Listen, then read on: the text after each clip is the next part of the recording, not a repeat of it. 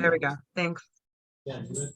We said the pledge. It was wonderful. Chris Biddle led us for those that were wondering at home.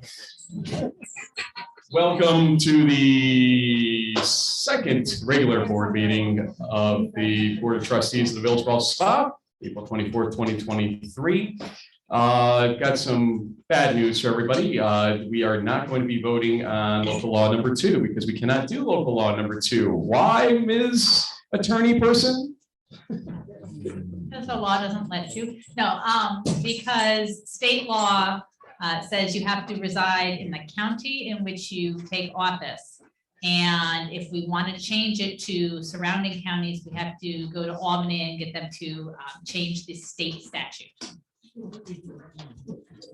Which at this pace of the budget could take about 2 or 3 years. So we will obviously not be doing that. And we will continue our search for treasurer in Saratoga County. Minutes, Madam Clerk, do we have minutes that went on or no? No, because of the length and all of the overtalk of the last meeting. As she said, because of the length of the overtalk of the last meeting, we will not be doing that. So skipping to mayor's announcements. A couple things here, keeping it brief as sounds like we have a little fire activity. Chief Bayshore, we'll try to keep your part for later then. That means you have to come back, Mike. First things first, I want to announce that I am appointing to one of the openings, the longest appointment that remains right now. We're trying to determine exactly the end date on that. Liz Snell to the Park and Tree Board. I met with her last week, and she does not live in the village, but is very much in the village very frequently, and very, very interested. Has a farm and everything, and this is a topic right up her alley. And she's excited to get started and be a part of the village more so now. So thank you to Liz Snell, and we have more to fill there. So if you're interested, let us know by either email to me or one of those committee interest forms, etc. Also, just a quick basic update, since I see some faces here that are wondering probably, but right now the Front Street work is moving according to schedule, and the mill and fill process will be still geared toward, it sounds like, the middle of May. So we are working hard to get that done. Already seeing those improvements to the ramps in those sidewalks and whatnot. And so we are hoping to be done very soon, before June 1st, obviously, with that work. I hardly believe we only have 1 month and a week basically before June 1st, but we're almost there. That's it for that aspect of things. You'll notice, by the way, that Bernadette is joining us via Zoom tonight, a little under the weather, and as a precaution, she will participate but cannot vote under current state law with respect to Zoom. And as Liz and I were chatting before the meeting, that is something we could possibly amend and had thought about amending as one of the 92 law changes that we've discussed along the way. But we have not gotten to it yet, but still we have enough here for a quorum tonight to even hold a meeting. Yes.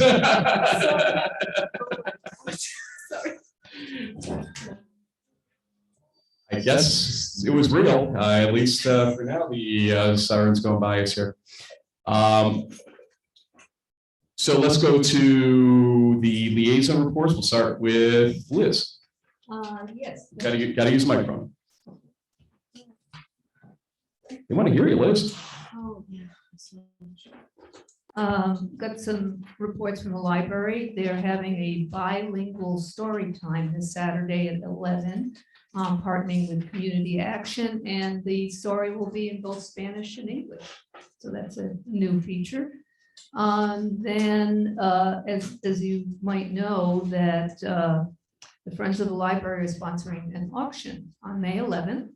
Preview is at 6:30, intros at 7, and the auction itself starts up at 7:30. You can go on the Friends of the Library, go on the library, and then click Friends of the Library to see all the auction items. And there's some really neat stuff, including a stay at a lakefront cabin.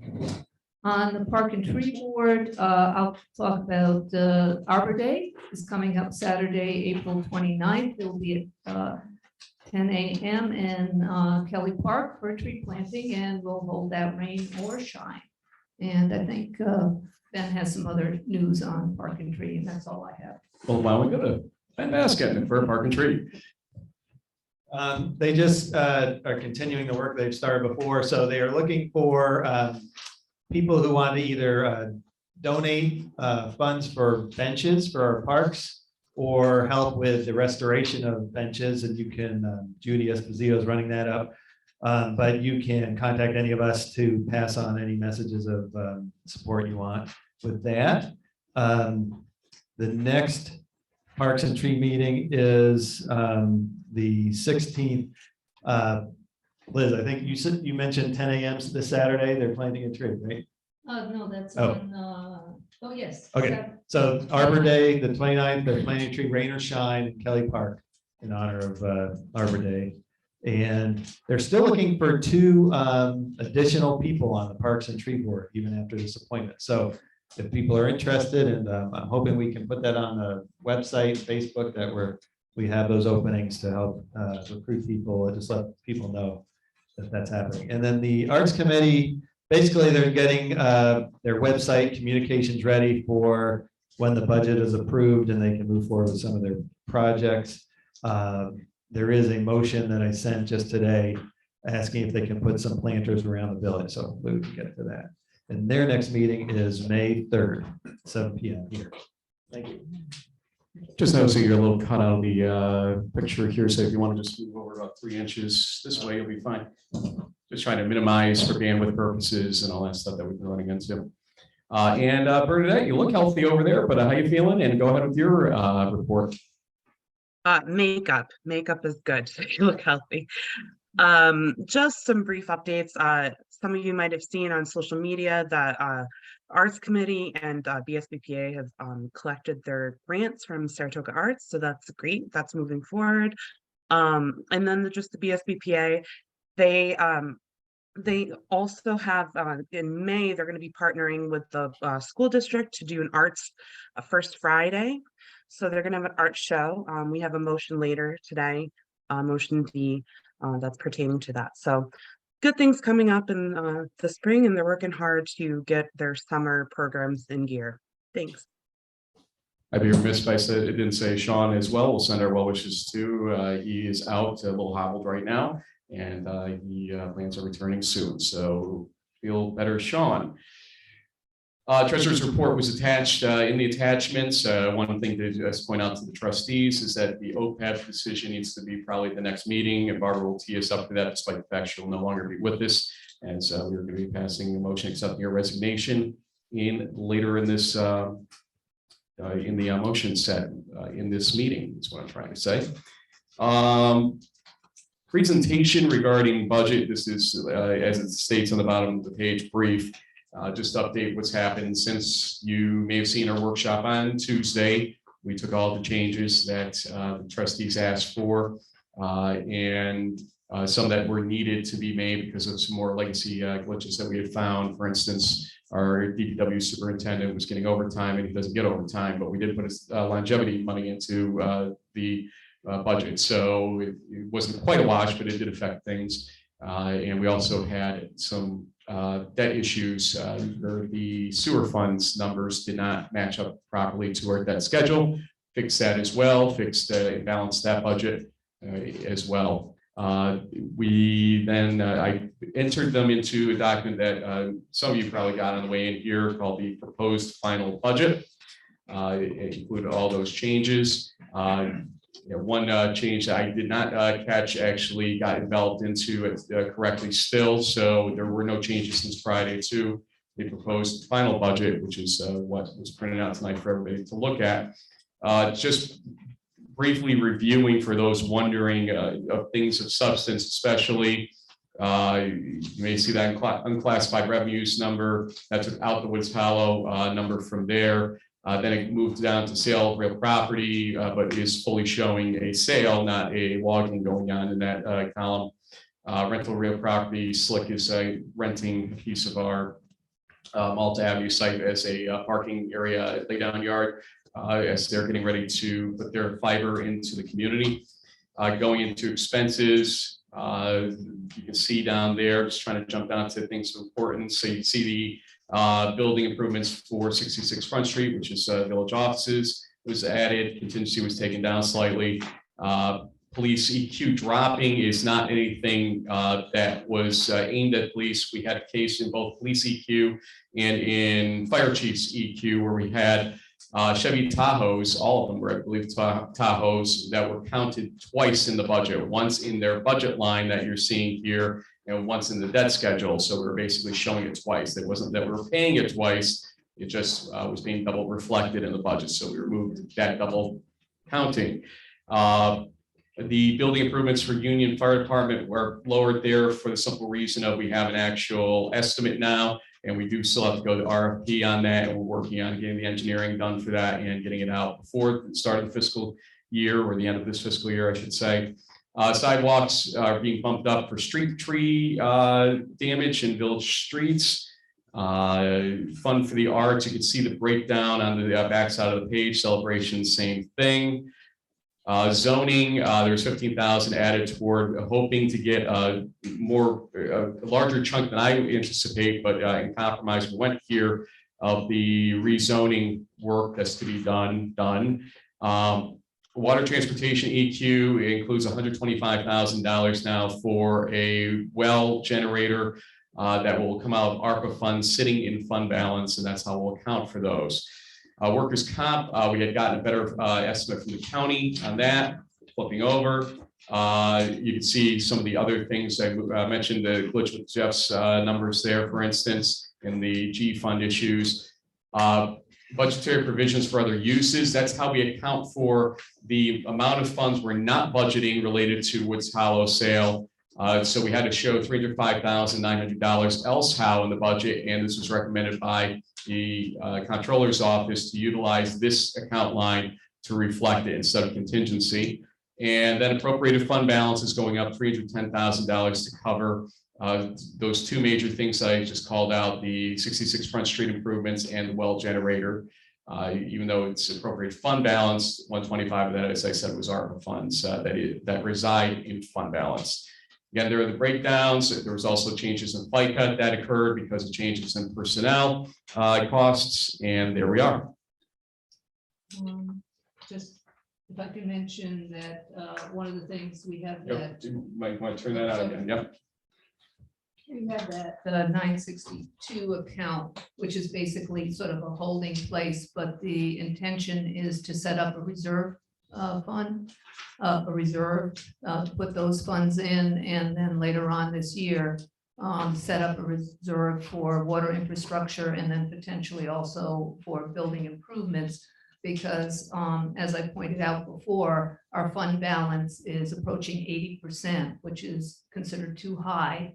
A fund balance, and actually damages our ability to get grants, because it looks like we've got too much money in the bank that isn't allocated to anything. So the recommendations from the New York State Comptroller's Office was that we need to start putting the money into specific funds for specific needs. And we do already have the start of a capital plan, at least for water and sewer and stormwater. And I think we need to spend some time in the coming months to develop a real capital plan that we can then predict that in the next 10 years, we're going to need X dollars, and then start allocating money towards those reserves so that we have the money when we purchase or do a job. We promised you a public comment session specific to budget as we are at the finish line, it looks like here, and wanted to invite you for 2 minutes each to speak if you'd like to. For those out on Zoom that want to discuss this, feel free to raise your hand on Zoom at this point in time. Anybody in the house that wants to do so, please raise your hand. We will recognize you, and again, for 2 minutes, we come forward. We would appreciate that. Seeing no hands in the house here. Seeing no hands on Zoom. Seeing one hand very late in the back. Come up and state your business, please.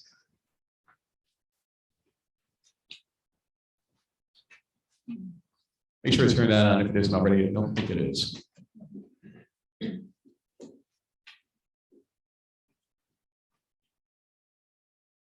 Can you hear me now? Yes, we can.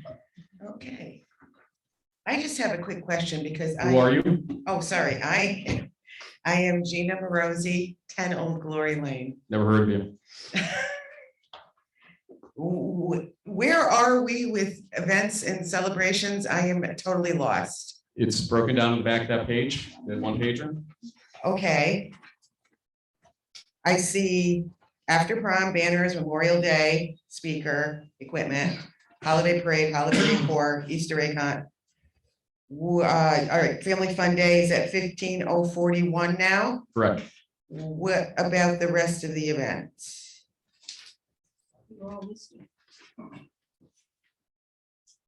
Oh, birdhouses. Okay, I did not see this up here. That's, okay, sorry, I thought you realized arts was broken down above that. I So we're apologize. using the category names when I did this.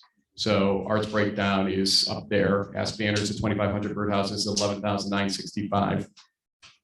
Okay, got it now. Okay, I'm sorry. Thank you very much. And like I said, what had happened was found about, I think it was another 3,000, give or take, from late changes. So we had 3,000 I could allocate on Tuesday, and then another 3,000 I could allocate over the weekend, or the late week last week, I should say, that I just split evenly, except for I think $1 went to favor celebrations because it wasn't quite breakdownable like that. To fortify, I think we put 1,000 of it in after prom, the rest in family fun day. I took out 250 out of banners, 250 out of Memorial Day speaker equipment because that was high as it was. I realized as I was looking at it. And with respect to the stuff that went into arts, that all went into birdhouses ultimately. Okay, so there's no funding for Winter Festival, Falling Leaves Festival, 9/11 observance. Excuse Breakfast me. with Santa, no, there's not. There's Breakfast some with things Santa. that weren't formally requested. The ones that you did state, I think Falling Leaves and Winterfest were not funded ultimately on this list. Okay. All right, thank you very much. Thank you. Did I cover that all? Okay. Anybody else in the house? And again, nothing on Zoom, so let me try my hand at a motion here, and you correct me if it needs to be correct before anybody says yes to anything here. Thank you. Got to get a motion adopting the final budget for fiscal year 2023, 2024. The final budget will be the document entitled Proposed Final Budget Reflecting Changes from an email between Frank Rossi Jr. and the trustees dated April 24th, 2023 at 2:56 p.m. And permitting the mayor to change the cover page and any type of graphical or formatting errors that do not change figures inside the budget for submission to the comptroller. She liked it. I'd like to potentially change the order that we do this. All right, Yes. all right, I'll second, so we get the discussion. Okay, well, technically, What? I'm making the motion then because I was asking for the motion. I made it. Okay. You seconded it. Now we can go there. Okay. So I guess I'd prefer to just vote on the amendments that were made, so they're very clear and precise about what we're voting on and not the entire document. I did talk to Nikon today. That's also their preferred approach, is to do the amendments, then do the budget if necessary. But at least then people know what's contained in the document and what's changed from the tentative budget, which was the public hearing. So that would be my preferred process. I think we all agree at this point on the amendments. It represents a compromise. So I'm certainly not 100% on some of these, but I'm willing to vote for it. But I think we should do the amendments as in terms of what we vote on is what I'd rather do. If that's what Nikon recommends, I think it does give people to have the amendments spelled out each category. have them know what changed from the tentative budget. It's already in documentation from previous meetings. I don't see it necessary to do it this way. Well, Just I vote it as, it's excuse me, good to have it in the record. Here's the list, it's on the record from your last meeting. The list of amendments not the same. has more detail, in the line items and what's in it compared to the general budget I'm document. going off of what was on the email from this afternoon, so it doesn't, I understand there might be some changes, but they're gonna be made, and wasn't this submitted as part of the meeting documents as well? The Friday document you were all sent was the proposed final budget that remains the proposed final budget. Nothing has actually changed substantively inside the budget that will be submitted to the controller. No, I understand that. What I'm saying is the stuff that was emailed by Liz this afternoon, this is included in it's going to be included in the documents for this meeting, so I still see no point of having two separate motions. You can do it as one. At least that's the way I'm interpreting it.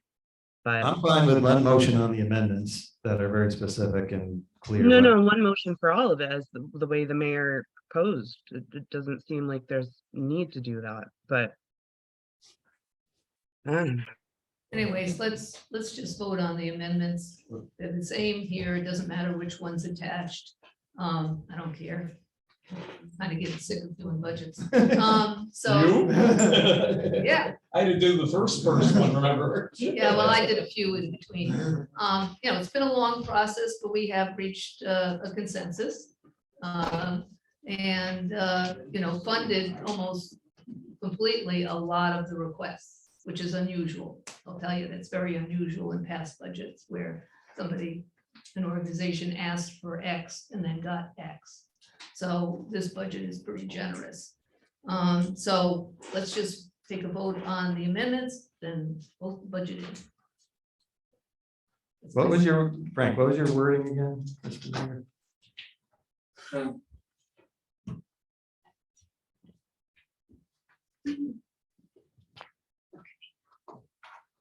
Thank you for checking with NICOM for some legal advice. I agree that amendments to a budget are part of the motion, but the amendments to the budget are incorporated in the budget. So you're making two motions that are going to say the same thing, but you can do that if you choose. I think there's confusion with respect to how the actual budget works on our end. Remember that category numbers or line item numbers are the same for breakdowns, which means that when we're actually doing payout or whatnot, A, we're voting on things again anyway. B, it is only being broken down for identification purposes by us and nothing else. That breakdown for arts, that breakdown for celebrations is not shown to the comptroller. The comptroller sees this. The only things that are broken out in some categories, but they have a different code, a -07, is building improvements. So it's, I think, -200-07 in those cases. And as a result of it, those are the only breakouts or breakdowns that we actually show the comptroller. Well, there's what we show the comptroller and then what we intend to do here, which is give this much to this group, this much to this, and that's below the line. And I think it should be part of. Yeah, I think it's clear for us and it's also clear for the public, like, that was the tentative budget that came out and we had a public hearing on, these are the changes since then. And the product will be that budget, but let's vote on the amendments to get to that budget, is what I'm suggesting. I don't see any, is that all right? I will amend the motion to take out the part about adopting the budget and change it to approving the amendments from the email from Frank Rossi Jr. to the trustees on April 24th, 2023, 2:56 p.m. All right, I'll second that. All in favor by roll call?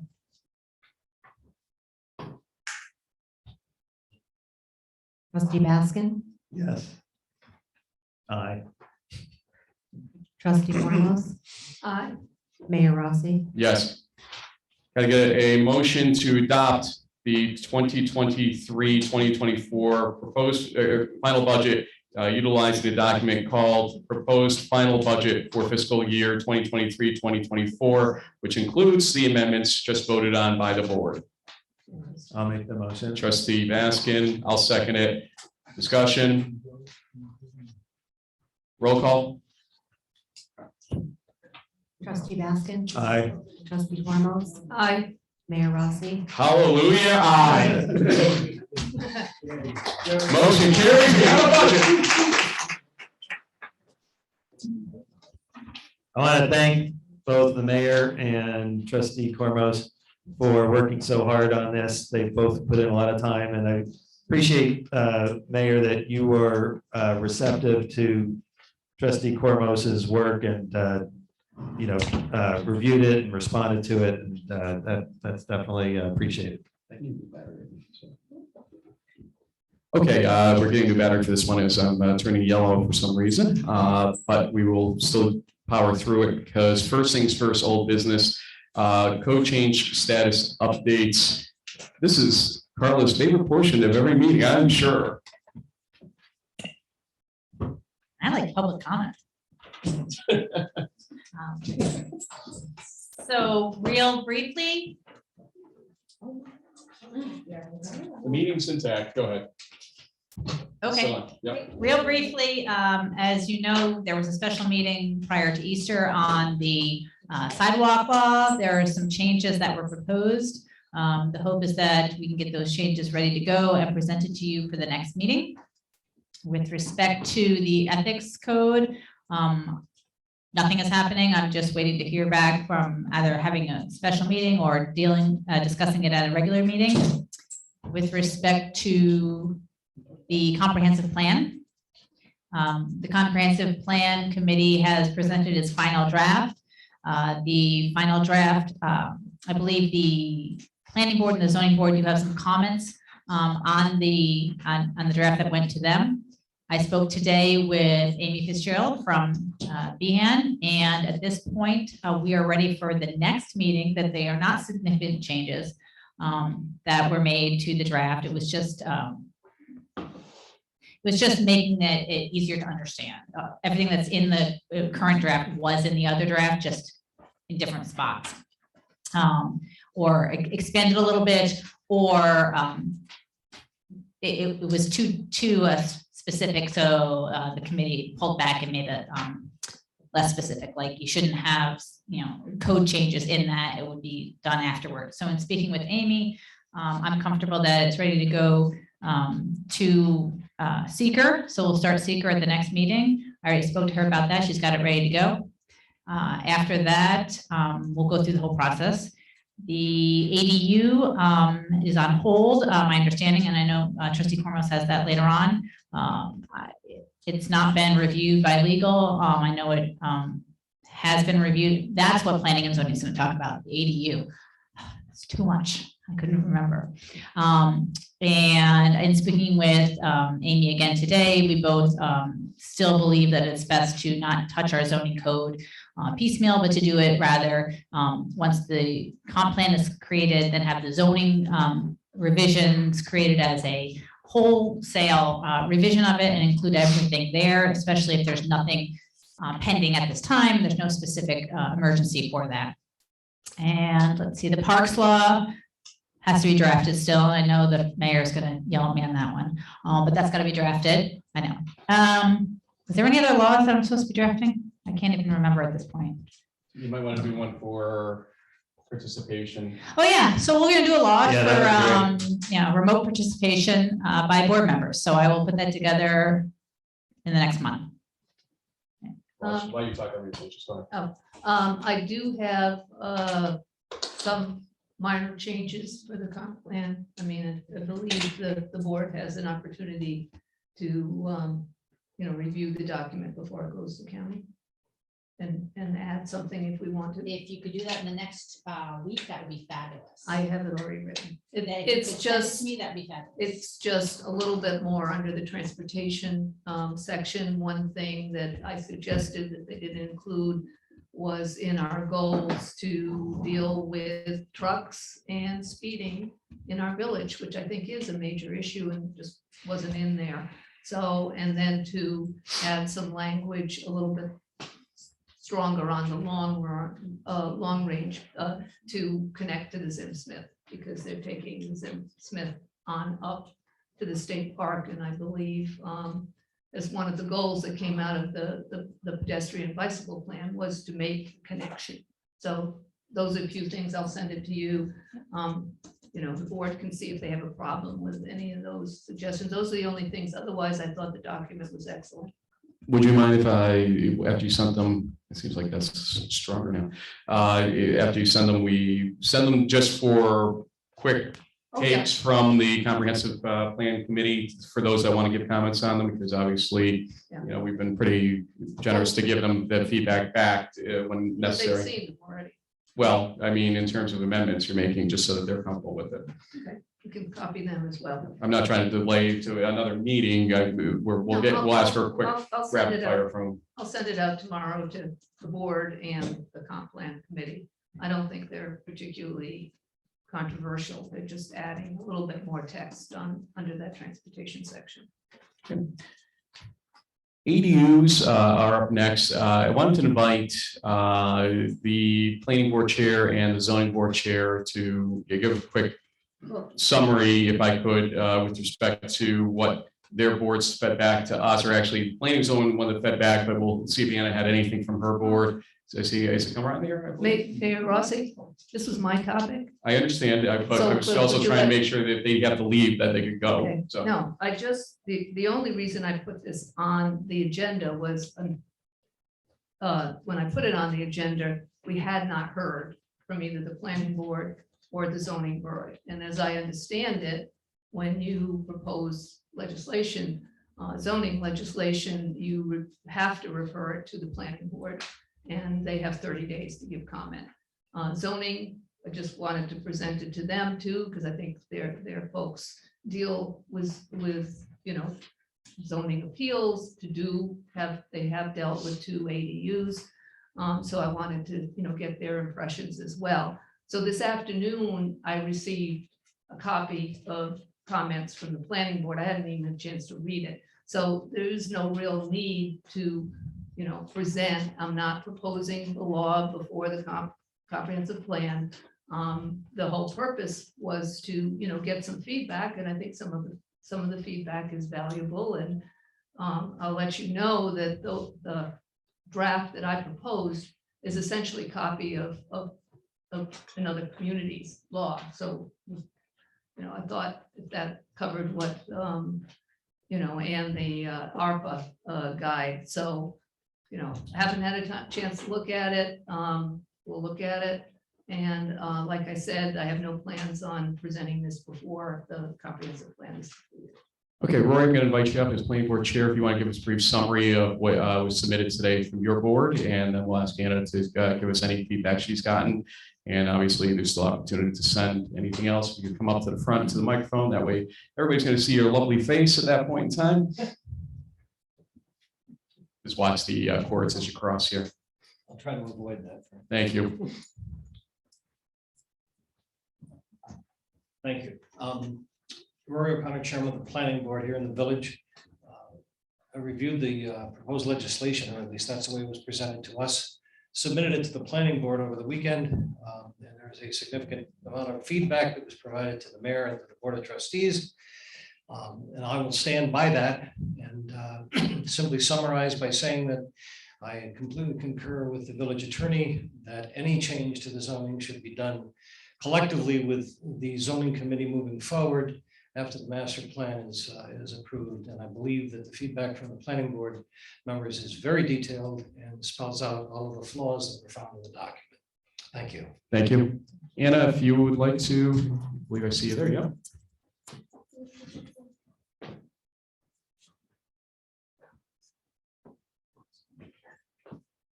Anna Stanko, Chair of the Zoning Board.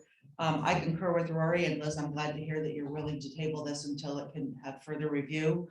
I too received a lot of comments back.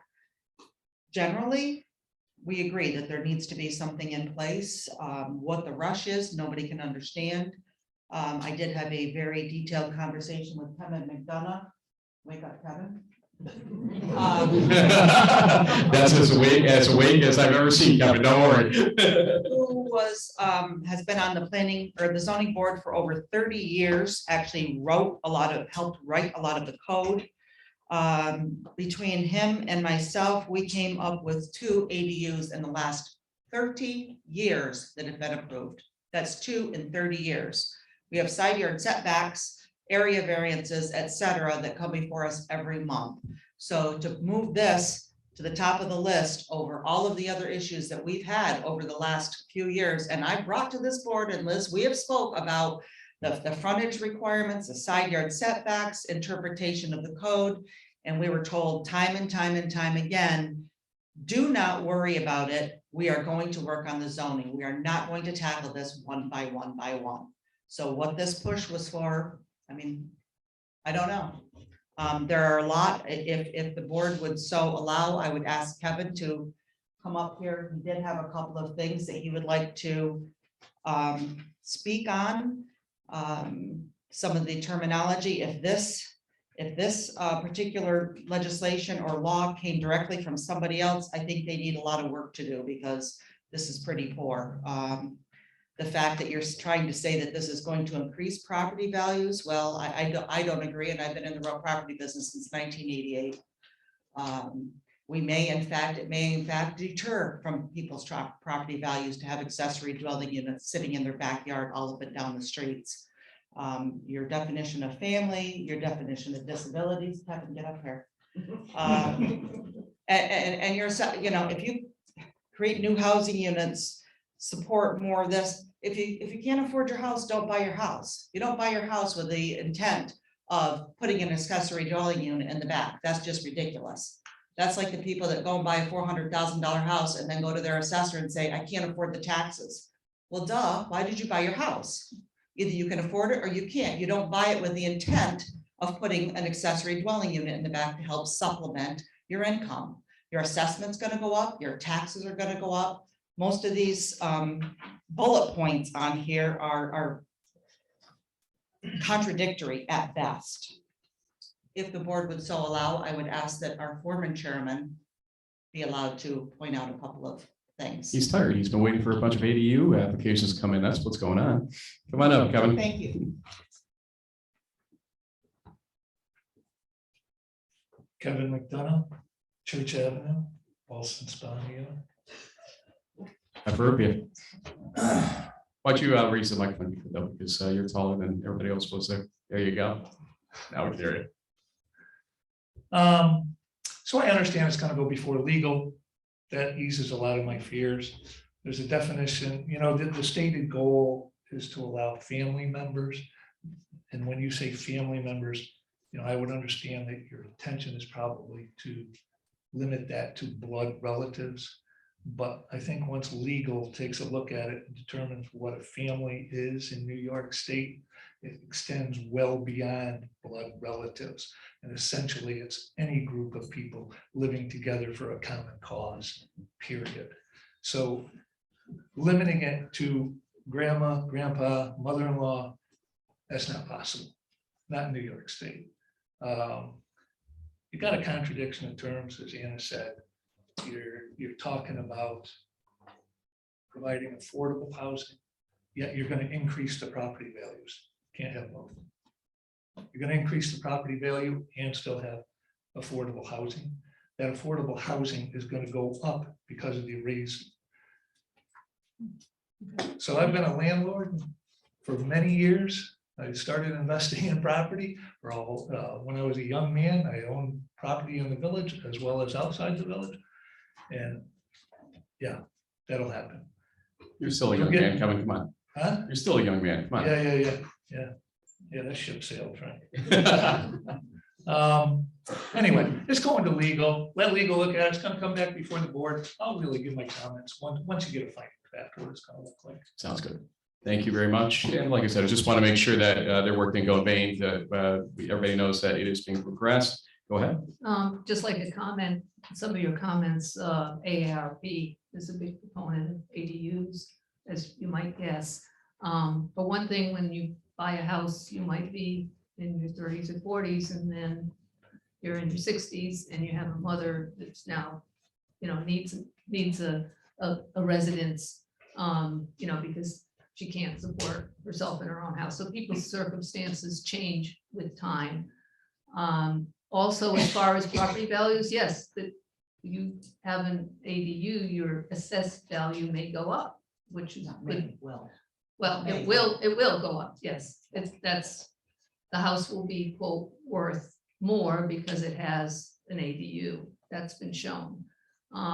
Yes, you have to pay a little bit higher taxes, but if the person living in your ADU is providing resources for living, then you could conceivably make more than the increase in your taxes. So, and it is a way to provide affordable housing, because if you have a small, 1-bedroom ADU in your home, or you convert a garage to that, you're not going to be charging, the same amount as some of these new apartment buildings. So that is providing affordable housing for the individual who lives in the ADU.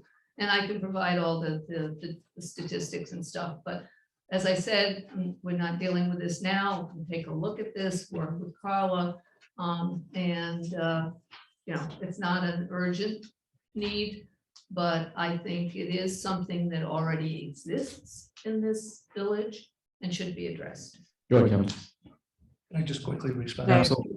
To the point about the need for, I'm not arguing that at all. I'm certainly in favor of keeping family units together when and where possible. But I don't think the ADU as written is the way to do that. Maybe consider achieving the same goal through a special permit where there's a bit more control, time constraints can be put on it, etc., rather than a blanket ADU across the board, where again, you can't restrict who's going to live there. You can't control that family as you think you can. Well, it does stipulate that it's owner occupied, and frankly, I don't see any concern if you have the owner living in the main unit and the individual living in an ADU, either within your home or outside, is maybe not related to you, because there are situations where, particularly with seniors, they're in a big home that they're having a hard time affording. They like to stay in that home. And if they have a basement level or a section of their home that they could, do an ADU and get some income, they could stay in that home. So Current zoning already allows that in an R1 zone district. There's no restriction on the number of bathrooms or kitchens that you can put into a single family home. And if it's one family, then there's no problem. It's one dwelling unit in single family, right? You said move into the basement. That's what I'm referring to. No, I'm saying, basically, it has the definition The of a basement dwelling. would be in the same building, Right, and that's what allows, it's and it's either already allowed in an R1 zone district. 2 dwelling units. It's one dwelling unit. You can have two kitchens, you can have multiple bathrooms in one dwelling unit. Multiple kitchens? Sure, it's That's more happened than one before. dwelling unit. There's an Italian community here, it certainly happened.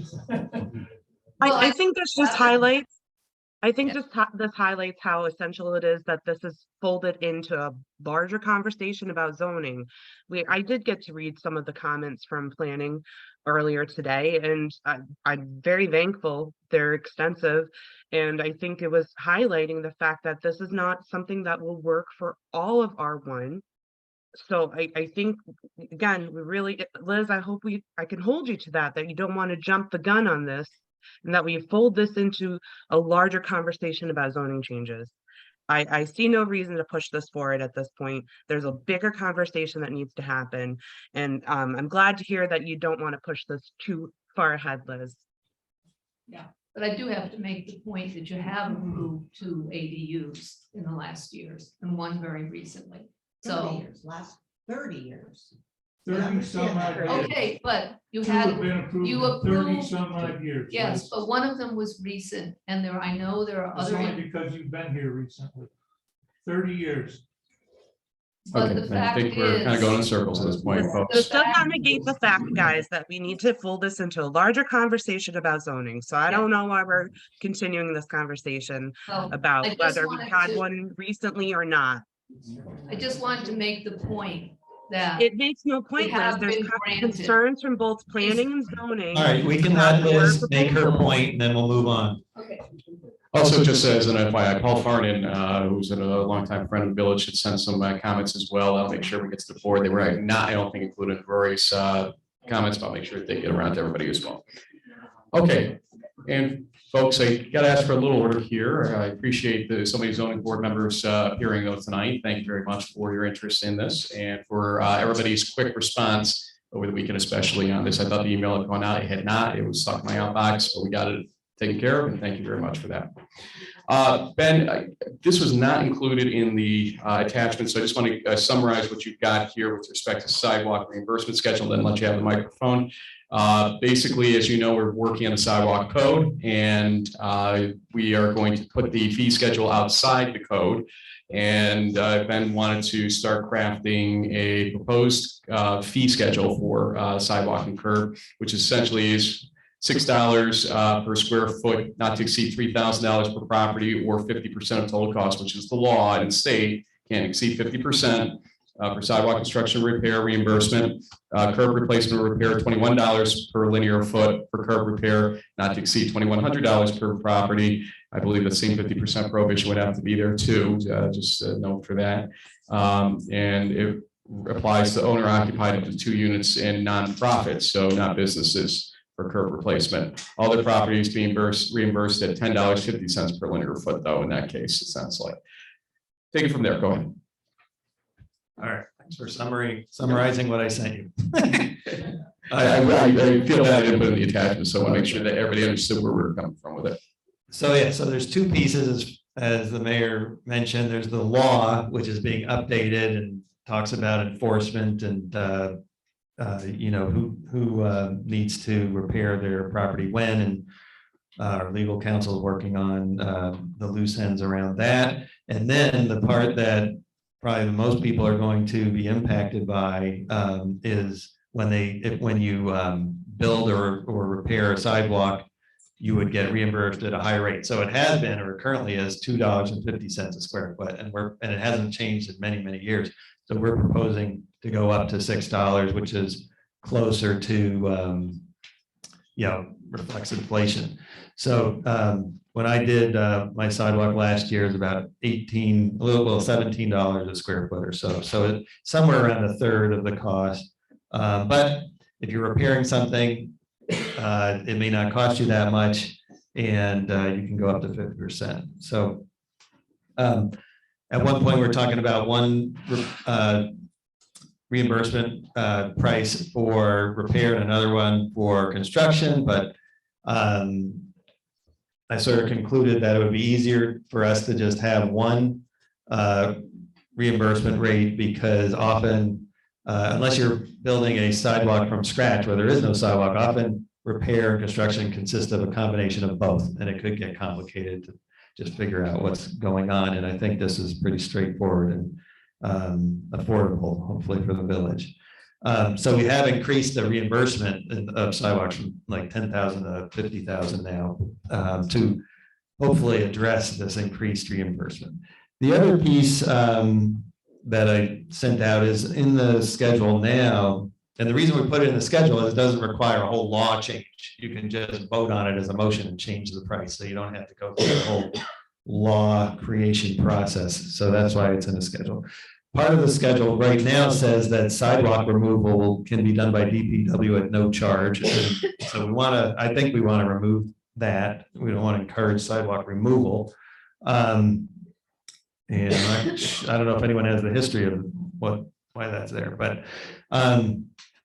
and then the other piece to talk about and consider is what to do about houses where there's a gap in the sidewalk and there is no sidewalk in front of that house. And so one thing I'd suggest is potentially in the code, and I guess this would be more for the law than the fee, is for us to consider that houses without sidewalks on the side of a street where there is a sidewalk must install a sidewalk within 1 year of code enactment. And I know that's not going to be popular with the people who don't have sidewalks. So the goal here is to try to create a continuous sidewalk system and network. And if we're having people responsible for their own sidewalks, I'm not sure how else to do it other than to require it. And then also to ease the pain, I'm suggesting we could increase reimbursement rate for those who have no sidewalk currently to $8 a square foot or up to 50%, whichever is less. So that's one suggestion to at least discuss. I don't know if that's the right suggestion, but we need to start somewhere. And then the other piece again for legal is if we deplete our sidewalk reimbursement funds in 1 year, in a given year, what do we do when another homeowner has done their sidewalk or wants to do their sidewalk and get reimbursed? Contingency and fund balance, like So- everything else, right? Potentially, I mean, I don't think you should you don't want to defer. disincentivize them. That would make no sense if we did that. Or you can just have them wait for the reimbursement. If they run out this year, they have to wait until the next year to get the reimbursement. They still can go forward with, if they choose to. We might want some clause in the law to accommodate that, even if our preferred is contingency, because contingency might be spoken for by other things potentially, so we might want some additional possibility if contingency is not there. I mean, some communities say, this is how much we're allocating, and so get your request in early because it's gonna run out. So, it's not unlimited. Right. So, Ooh, sorry. yes, go ahead. Quick question. So did you have in the portion where you talk about encouraging homeowners put in sidewalks if they're next to a home that has sidewalks, are you still suggesting a 1 year time period when the law is enacted? I almost think that's I'm concerned about that, to be honest. I'm concerned that's a big ask. If we have multiple houses that have to newly put in sidewalks, then you might not be able to afford it even with, on a reimbursement. But then not only that, it would trigger other houses. And I get it. I think we want sidewalks where it's important to have sidewalks. I know you said maybe not in areas like Colonial Hills, but I'm just concerned 1 year is not enough. One season, it's not even a full year. If you think about it, we discussed, the warm weather sort of pouring of cement. I mean, you could do it in winter, but I just think that's not a lot of time, and we're creating kind of an issue. I don't know. I think we need to discuss that further. Do you think of 2 years or what time frame? I'm not a sidewalk expert, but I think we could discuss that maybe a little bit more offline. But that was something that was kind of, coming to mind, and maybe we can talk to some homeowners who have some thoughts. The other potential, I mean, it's definitely going to raise some concerns, whatever the time frame. And so 1 year is longer than what is in our code for currently. If you have a sidewalk that's out of ADA compliance, you're not getting a year. So that is longer than everyone else gets. But if you think 2 years is better, that's, we can talk about that. The other potential model that we brought up a few years ago, actually, or a year ago, is a totally different approach, which is you have a fee or you can call it a sidewalk tax that everyone is taxed, and then the village can rationally and prioritize where to use that money for greatest effect. You still can't go beyond 50% though, in that case, because it's still going to be considered a gift, correct? Well, we'd have to change the whole approach. You can't though. The state won't let you go above 50%. There are some municipalities where the municipality is responsible for the sidewalks.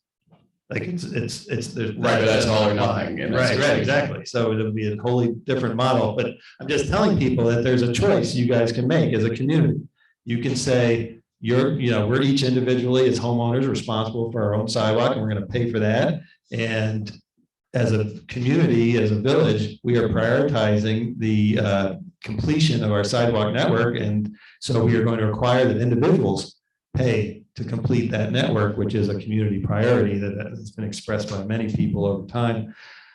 Or we can come at it as a more community approach where everyone pays, and so a person could end up paying, I paid about $8,000 to put in a 100-foot skywalk.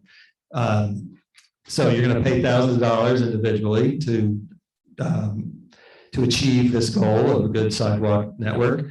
And the alternative potentially, and again, we'd have to figure out the details and the legality and all that, but other communities do this. You have a tax of X number of dollars, maybe it's $50 a year that everyone pays into. And then the village decides, okay, and the rationale of this is nobody pays thousands of dollars, but you do have people like Colonial Hills paying some money, even though they don't have sidewalks there, but they benefit because we are targeting the high priority sidewalks within the village that they use. And so anyway, that frankly is my preferred, but it doesn't seem like there's political will for that. But I just want to make sure people understand there's different ways we could go about this for if we enact this law that I put forward first, there's requirements to make people pay thousands of dollars. There is an alternative. A few things overall here, if I may.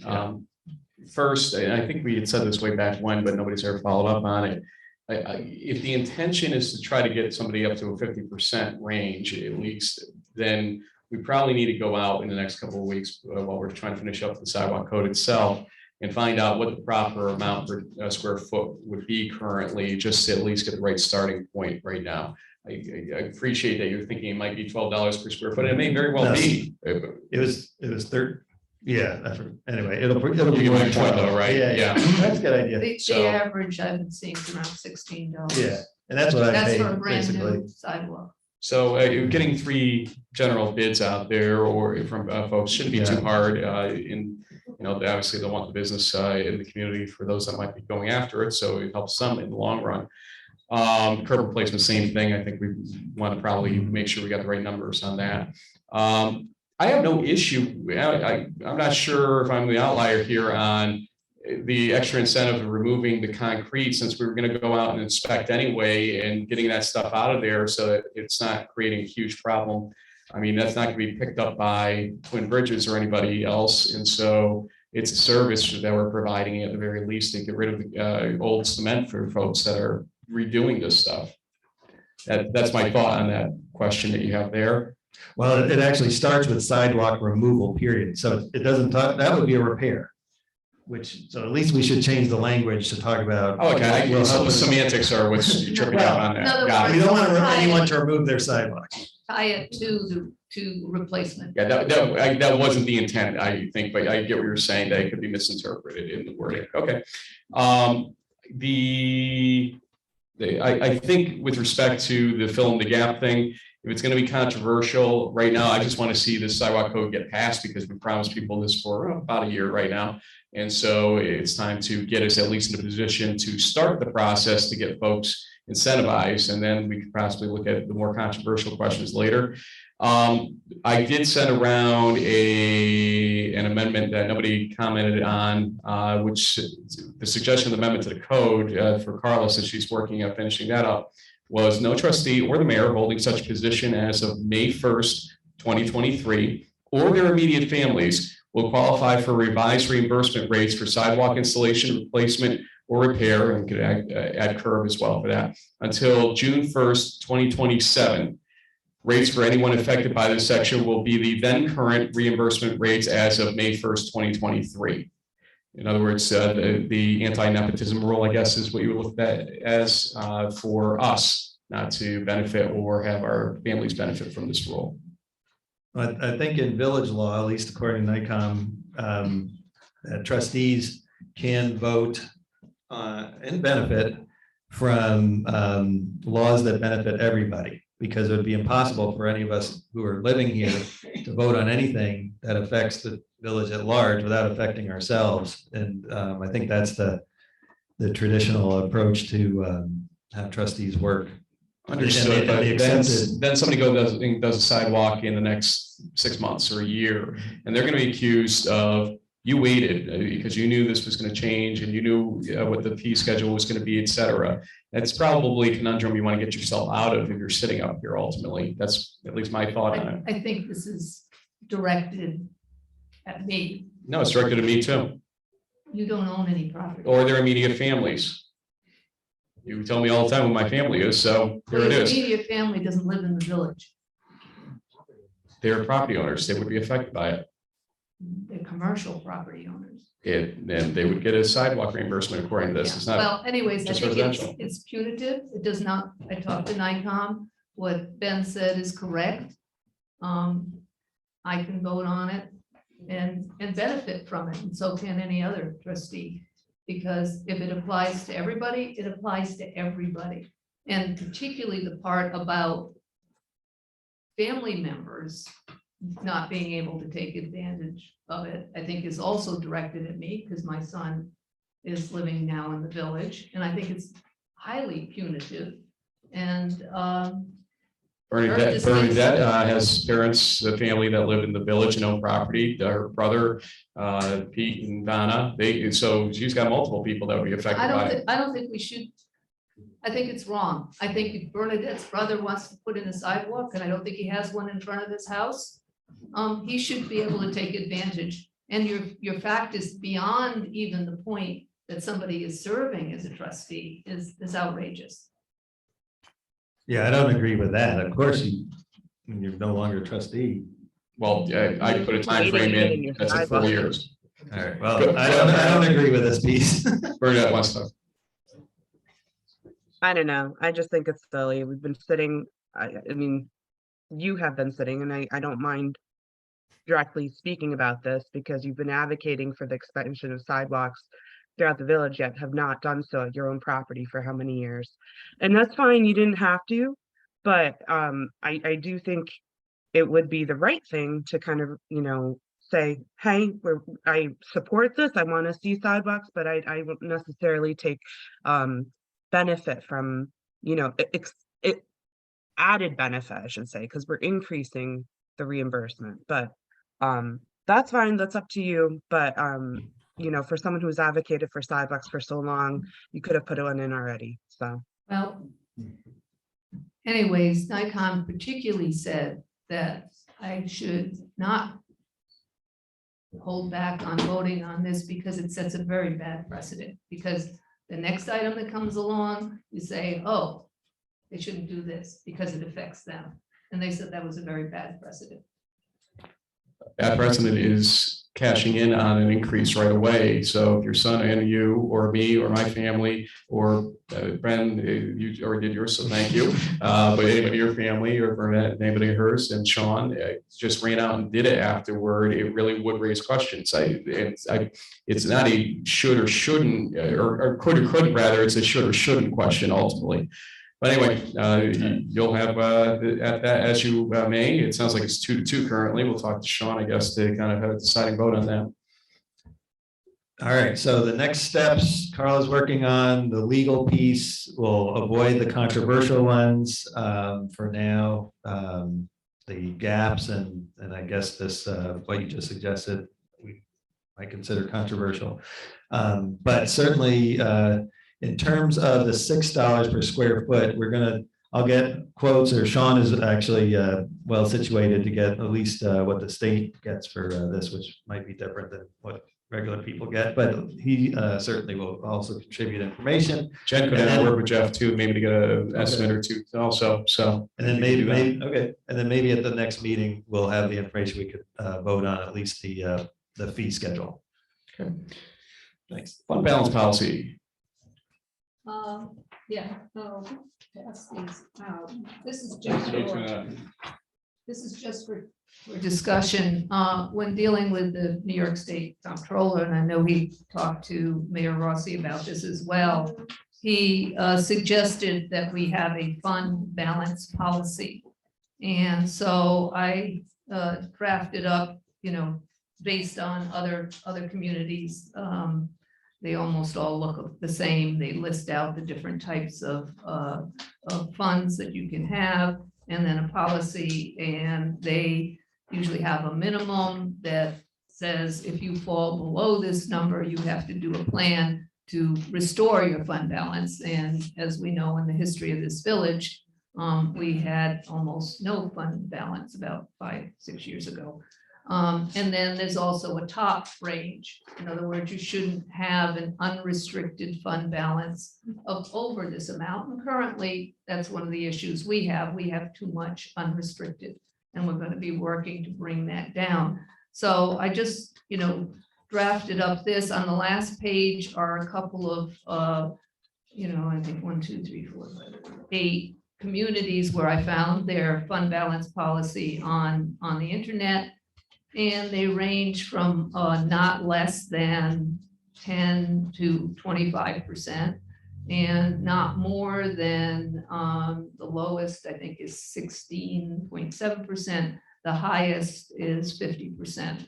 So I thought we can discuss this, of course, for our fund balance policy, a pretty wide range of 25 to 50%. Given that Bob Fox recommended 50% for us, and that we adopt a fund balance policy and follow it, because I think having too large a fund balance, harms us actually in getting grants, and having, of course, a too low fund balance can also lead to the necessity to borrow temporary funds, and we don't want to go there again. Carla and I are laughing and smiling because the statement went into effect according to June 30th, 2511. I don't feel like I've been mayor for 489 years. It feels like a while, but not 489 years. But I think this is something that we're gonna have to look at since we're just receiving it. One thing that raised the controller's office eyebrows a little bit was the idea that, okay, we do have $4.2-ish million of fund balance that is predicted for the end of this fiscal year, but we also have predicted $3 million in debt, including current debt, and then the DPW debt that'll go on next year, and the fire truck that'll come on in probably about 2 years, hopefully, if the truck ever gets produced. So how to handle that situation and account for it if it's not in a restricted balance of some sort already, et cetera. So something to think about. I'm not saying no, but just something that we got to process as we think about something like this. Who's the gentleman you've been dealing with, USDA? I think we should Chris, do a call with him, and because that is, the source of most of our loans. What are the requirements, and can, let's say, the money for the fire department trucks, can we put that into a reserve separate fund, which we're doing now, and then their payments will come out of that pot. It's basically creating, pots of money. And Carla, remind me, we have to move that money officially at the next meeting for fire reserve. so that way, you have Just wanna a make sure we do it fund which you contribute to, and that money is going towards a particular piece of equipment or a particular area but we'll have to work out. But anyways, I just wanted to provide a starting point to that. Thank you. Let's check with Chief Bayshore didn't come back, right? I didn't miss him walking through. Oh, yeah, that was quick.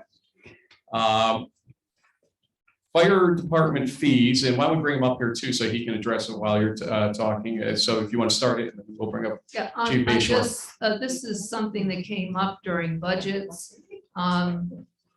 Sort of traditionally, in the last years, the fire department has been able to generate more revenue, enough revenue basically to pay for their operations.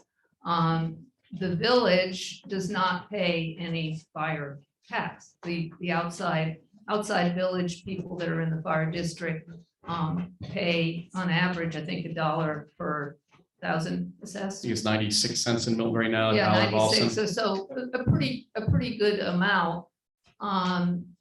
Traditionally, what we've done is building repairs to up our contribution to the fire department. Well, with time, the question is does that make sense? Because there may not be, in the future, the need to put that much into the building, and actually the buildings are ours. So, they're for use of the fire department. So the thought was, as village residents, shouldn't we be paying for fire service? Just like it's the same service that the people over the line get that we get. We do provide value by having the buildings for them, and you could calculate, a value to that. We do provide accounting and so on. So my suggestion is for the revenue committee, because it's talking about revenue, to look at it and, come up with, what we think is a fair amount. We'll have to see if it's even possible to separate out a fire category. Because I think, fire service is an essential service, and to pay our fair share. Chief, anything you want to add?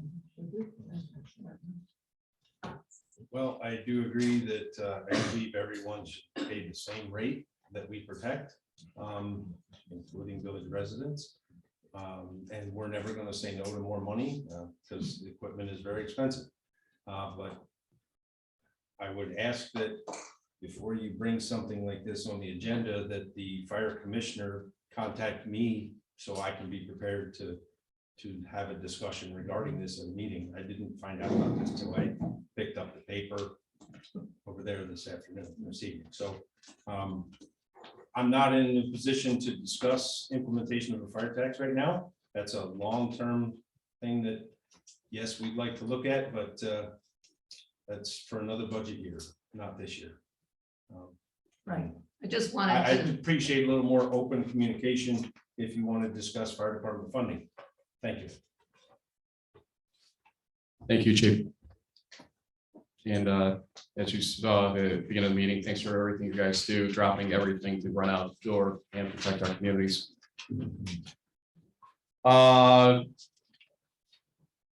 Policies and procedures. Liz, we have no idea what this is about, but go ahead. this is basically, this meeting has gone pretty smoothly, but we've had other meetings.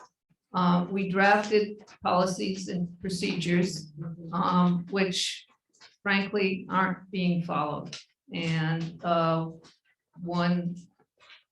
had the chance to go to a school board meeting last week, and it was on a very contentious issue. It was the library. Should they hold this book, which some people found very offensive, and other people thought, people should be able to, students should be able to get this book. So it was a contentious issue. And I was very impressed with the way they handled their meeting. They followed their rules. Everybody was courteous. There was no interruptions. They did restrict in public comment. That was for the public to talk. None of the board members engaged in conversations back and forth. They made their statements after. Everybody was respectful of each other, etc. So one of the things they did do was read the part about public comment before every meeting. They read it at the meeting, and I'd like to institute that practice and, potentially post it up on the wall, because our meetings, some of them have been terrible, and we have these rules. We need to follow them. With respect to public comment coming up, we are in a position where we're going to have to add 5, and this is unusual, but a couple of things that we probably should have done with budget. I was just sitting here thinking about it, and we need to do it with respect to water and sewer fees because they were actually incorporated into that. So here's what we're going to do for those playing along at home.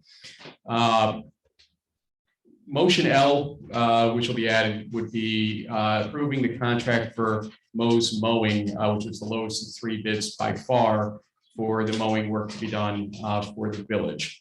Motion M, as in Mary, will be to authorize the display of Arts Committee's Committee of the Arts Planters is coming up. Motion N, let me just read to the board something we got very late from Jeff, but there's a reason why I want to get this. The email was entitled Rehab of Well 4A. Frank, I recommend to you and the board that we approve and sign the proposal submitted by Subsurface Technologies to rehab well number 4A on Geyser Road for the approximate price of $40,450. I reviewed this proposal with Scott Kearns, Chief Water Operator, this weekend before he left for vacation, and we agree on this direction and the aqua-free process, which has been used on our well rehabs before. The other price we received was for approximately $800 higher and uses a chemical process and they could not perform the work until at least July. If we sign Subsurface proposal within the next 2 days, they can perform work during the last week of May. This would keep work in this budget year. I budgeted $25,000 under A 8340-420 and could take the balance of A 8340-200 equipment where there is still money. And he spoke with Barbara about this. He apologizes for late information, but asked me to bring it up tonight. So that would be N as in Nancy for well rehab. Could that be ARPA funds? I believe it could be, but it is at least in part budgeted. So I would say if you wanted to do the 25,000 was budgeted and the remainder could come out of ARPA funds. Well, because what you said, we've got to spend those ARPA funds. Was this bid, Yes. like actually bid or just asked questions? No, he is within his dollar frame to get written for this one. At $40,000, I think 50 is his cutoff. but it's a public works contract. Public Works has a higher threshold under procurement. Check on it because I'm sure you got it. Public Works under the general municipal law is 30,000. Check on it then. I thought it was 50 for some reason. No, 50, no, the general municipal law is 30. You can't go above that. Unless he's got. Well, we could deem it as an exception under emergency or something along those lines. I don't know anything about it. Not trying to be difficult, I just don't know anything. Basically, not performing the work would inhibit well capacity, well production. Yes. The longer you wait to do it, the worse your output could become. That's why we budgeted last year, and I've been on him to get this taken care of. And there are a limited number of companies that can do this kind of work. Okay, that's N as in Nancy. We'll put it on the back bench for now, at least. Is this in our capital plan or is this is outside of what we put together with our? We need to do one of these every year. We need to rotate these. O, Schedule. yes, this was scheduled. Yes, it is running higher than anticipated. O is a 5% increase in water fees, which was part of the budget, but actually has to be approved for rate schedule purposes. And that would be the first rate increase for water for the minimum or affecting minimum in 5 years. P as in Peter would be a 5% sewer rate increase, which is the second increase. We got a 3%, now a 5%. Sewer is the best bargain you've got in the village, to be honest with you. It affects, it's affecting minimum for the second time in 5 years. So L is Mo's, N is arts planners, M rather is arts planners, N is well 4A contract, O is water fee increase, P is sewer fee increase. I bring those up because we want to not have to do separate public comments every time for LMNOP, the alphabet song now. So yeah, I know, Anna, thank you. So public comment for 5 minutes for any of those topics. Keith? Just on L, you didn't give an amount. L was 19,500, to let you know, 19,500. Well, they can talk about those or anything they want in public comment, right? Yes, I just want to make sure we included those inside this so that public comment covers some. We don't have to do separates. Anna, is your hand up to come up and talk, or then come on up? Is that what? Absolutely it is. This is not any subject. This is on any subject, correct. Name and address and all that good stuff. Anna Stanko, 32 Kent Street. Couple of things, in regards to the sidewalks, Ben, thank you for doing all that. More day late and a dollar short, because we already put ours in as well. Has there been any progress on all of the trees that are busting off the sidewalks? You talking on Route 50? Talking Route 50, everywhere. So the ones not on state roads, we are adding into the sidewalk code to allow us to, if it's in our right of way, creating the damage, to do that work, because it technically could be pointed back to us. With respect to the state trees on Route 50, we're going to attempt to go to the state to say, hi, you installed these, it's your state highway, do something. I believe maybe you want to talk to Peter Champagne, because he told me at one of those big workshops we were at up at the solar building that he had already done that. And they said, we don't care. They're not ours, we don't want them. Well, So maybe it's time just to cut them down and move forward. Well, Not not necessarily cut them down. There are other solutions. well, Depending on they have to be the- replaced. They have to be replaced. They're going into people's foundations on those buildings. I'm gonna. Folks, I gotta ask a little bit less murmur in the background. Appreciate everybody showing. I'm gonna give you a little scenario. I was at a meeting last week with a bunch of county officials. One of the people in the meeting looked over to a 20-some-year-old paralegal and asked her advice.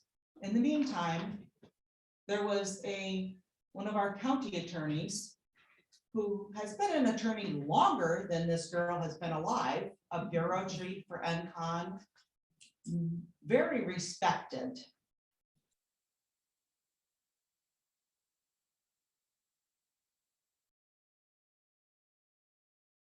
In that room. I don't know whether you know how disrespectful you are when you reach out to NICOM instead of reaching out to our paid attorneys. Carla, could I ask how many years you've been an attorney? 20, I think, 20, I yeah. think she probably has enough experience to answer all of your questions. That is so extremely disrespectful to do something like that. To both of you. If you got a question, ask our attorney. Please. You're so hot on that goddamn button every time. I've got another way to solve your. That's an example of rudeness. You know, I'm happy to listen to what you have to say, but you don't have to be rude about it. And she doesn't have to be rude with this, trying to grab the microphone every time she wants to speak. She didn't start talking. She was ready to until I stopped her. That's your judgment. Yes, it is. And you're rude. And so are you. And Liz, you practice what you're gonna preach here. She's talking, let her talk now. This is her time. You want to save some money, let's see. Liz seems to be the expert here, so you could save $168,000 on your treasurer's fees, because you don't believe anything that the treasurer has to tell you. You guys override everything she says. You got $60,000 on your attorney fees. Carla, sorry, bye-bye. I'll miss you. You got some engineering fees that apparently your engineers don't know what the hell they're talking about either, because every time they come up with a solution, you guys override them or question them. You got a zoning board, you got a planning board. We apparently, nobody that you hire and actually pay money to, you have no respect for them. You don't listen to anything they have to say. You just barrel on and override everything they have to say and question everything. So I don't even understand why you're hiring people. And our treasurer's gone again. Is that correct? How It many is. treasurers have we gone through? This Because will you be don't two. listen, you didn't listen to the poor woman that said she wanted some help. Instead of listening to her saying, I need some help, and this is the kind of help I need, you knew better. And you were saying, nope, you don't know what you're talking about. This is the kind of help you need. That's the biggest problem here. Nobody ever listens to what the professionals in that position tell you. Ben, I don't even know what you do for a living, but I sure as hell wouldn't try to tell you how to run your business. I wouldn't tell Terry how to be a village clerk. I certainly wouldn't tell Carla what the legal aspects of anything are. I don't know them. I'm not the professional. I don't have a law degree. So why don't you take advantage of the people that you hire to do these jobs and let them do their jobs, for God's sakes? That will cut down to 99% of this every single meeting. Listen to them, take their advice and move on. Disrespect is disrespect. And I do feel bad for our attorneys. I mean, she's sitting here, oh, I called NICOM. Oh, I called NICOM too. NICOM probably thinks you guys are fools. Who are these idiots up in the village, idiots up there that keep calling us? Why aren't they relying on their county attorney or the village attorney? That's what I do. If I have a question, I call my village attorney or my county attorney. I don't call NICOM because that's not my place. That's not my place. My place is to rely on the people that we have at the county to solve those issues. Your place is, she interrupted me, so I'm gonna take my extra couple seconds. I tried to give you a little extra, give you 10 seconds, so go ahead. Your job is to rely on the people that you have there and trust them. If you don't trust them, get rid of them. Thank you. Thank you. I'll hold my comments to after this. Okay, next. I have to agree with Liz that before every public comment, before the comment period, we should read the rules. Because every meeting, we don't pay attention to the rules of common courtesy in this room. And you cut off Christine when she raised her hand, which would be common courtesy to say, come on up, Christine. Thanks for all the BSBPA's hard work lately with the events coming up. I know it's been another big planning process over the last couple months for all of you. Is this on? Okay, yeah, It it's is. been very busy, and I would suggest maybe before our meetings, we either have a yoga session, a CBD massage from Relisaire, something. Hard liquor. Yeah. First, I wanted to point out. Name and address. I want to thank Bernadette for working with us for supporting our application to the Saratoga Arts Council. We did receive the $2,000 grant from the Saratoga Arts Council for our Concerts in the Park series. We're very thrilled about that. Checks payable to the village, so I'll have to try to work something out with you and the treasurer of getting those funds over to you and then the funds back to the BPA. Also wanted to share some events that are coming up this summer. There was some confusion on social media in regards to what's happening when and who's responsible for what and how these events are being facilitated. And just want to make sure that we have a good, clear understanding. We have First Friday coming up on the 5th of May. First Fridays are typically facilitated through the Ballston Spa Assistant Professional Association. Art will be displayed from the schools and working with the teachers. Schools from Ballston Spa Central School District. Nora Osikowski coordinated this. And movies are back. So the movies are also facilitated by the Ballston Spa BPA. The first movie is Friday, June 2nd. It's called A Strange World. July 7th, Minions Rise of Gru, and August 4th, Lyle Crocodile. So these events will be going on first Fridays. And also we have Concerts in the Park coming up. That'll be starting on June 29th. We have right on the Ballston.org website. Please take a look at that as far as events and go to the Concerts in the Park. That's going to start on the 29th. One of the key nights is on August 3rd when we have our ice cream social and the Union Fire Company band performs that evening. And then our farmers market begins on June 10th and it runs through September 30th. Runs on Thursdays from 3 to 6 and Saturdays from 9 to 1. Something we've been working on too is working with the marketing budget, where the videos are now coming out. Businesses and our membership has been working with Prolific Marketing to do some videos. Ask Ballston Spa, so we can learn about what's going on in Ballston Spa and just businesses in general. Recently, there was the Real McCoy had one, and also Clean Green, an environmental company on what to do with old paint cans. Was Curtis Lumbers today also from that? I think Curtis Lumbers was coming out too. Yeah. That was very good.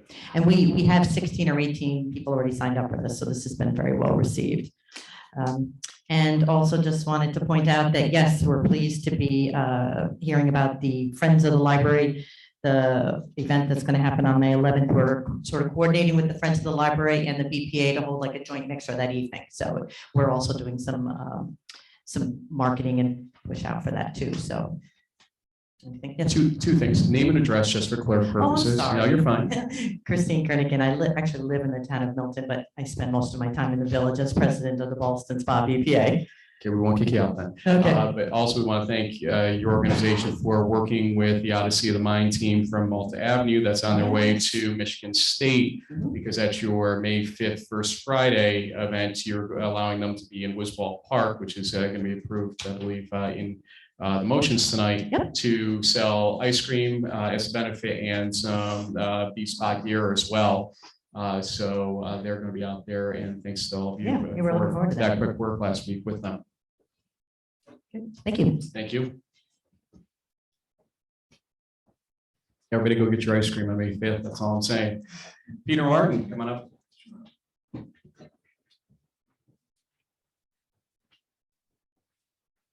Pete Martin, 20 Chesterwood Court. Just a couple of comments that Ben and Liz made. Liz, I think you said that AARP was in favor for ADUs, which they might be, but they also did a nice article on Walmart, and they were in favor of Walmart, and that doesn't mean anything because we didn't want Walmart in here. So it doesn't, because they're in favor of ADUs, doesn't mean that we want them. And I'm not speaking for the planning board, but I do not want to see ADUs in R1s. We already have Airbnbs, we have illegal babysitting there. When I seen what you were proposing, I went around and asked all the neighbors except for Sean, because I didn't know how he felt. And not one wanted an ADU in our neighborhood. So if you guys, this is nothing that should be addressed now. We should be going to the committee, which we're gonna select and let them decide, and maybe certain areas can have it. But also, you don't want to put an ADU in an R1 and historic district. That is just a double whammy. That doesn't make any sense at all. So you really have to, when you send these things out, you got to think a little bit. There's no common sense. But I'm a little confused about going back and forth with these sidewalk fees. It can't be a tax unless you're not going to go after the non-for-profits. If you're going to go after the non-for-profits, it's got to be a fee. If you're going to go after, going after the non-for-profits, a fee. If not, it could be a tax. So you got to clarify, or you're going to make the non-for-profits pay also. You said there's other places that have it. There's only one place in the whole state that does something wacky like this, and it makes no sense at all.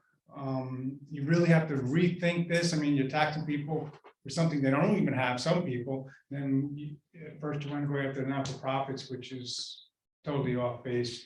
And then the last thing I wasn't going to address, but our former mayor here, Christine Fitzpatrick's here, and I respect things she says, and I listen to everything she says. And she talked about last week how the meeting got out of control.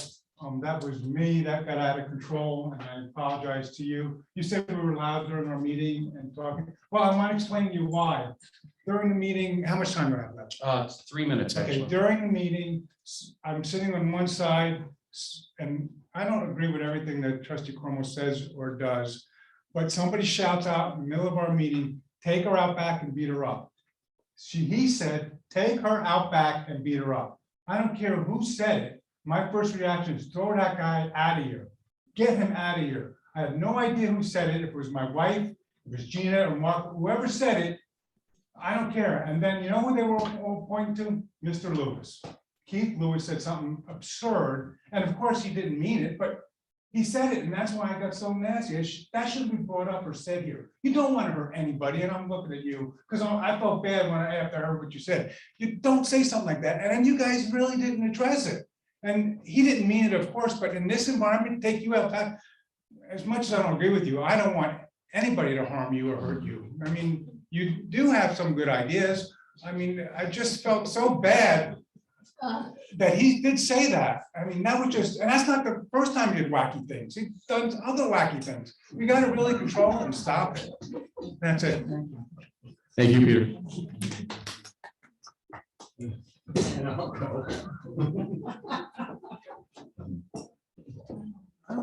Keith, please limit your comments to take them Yes. out back. Okay. Yes, Keith Lewis, 38 East High Street.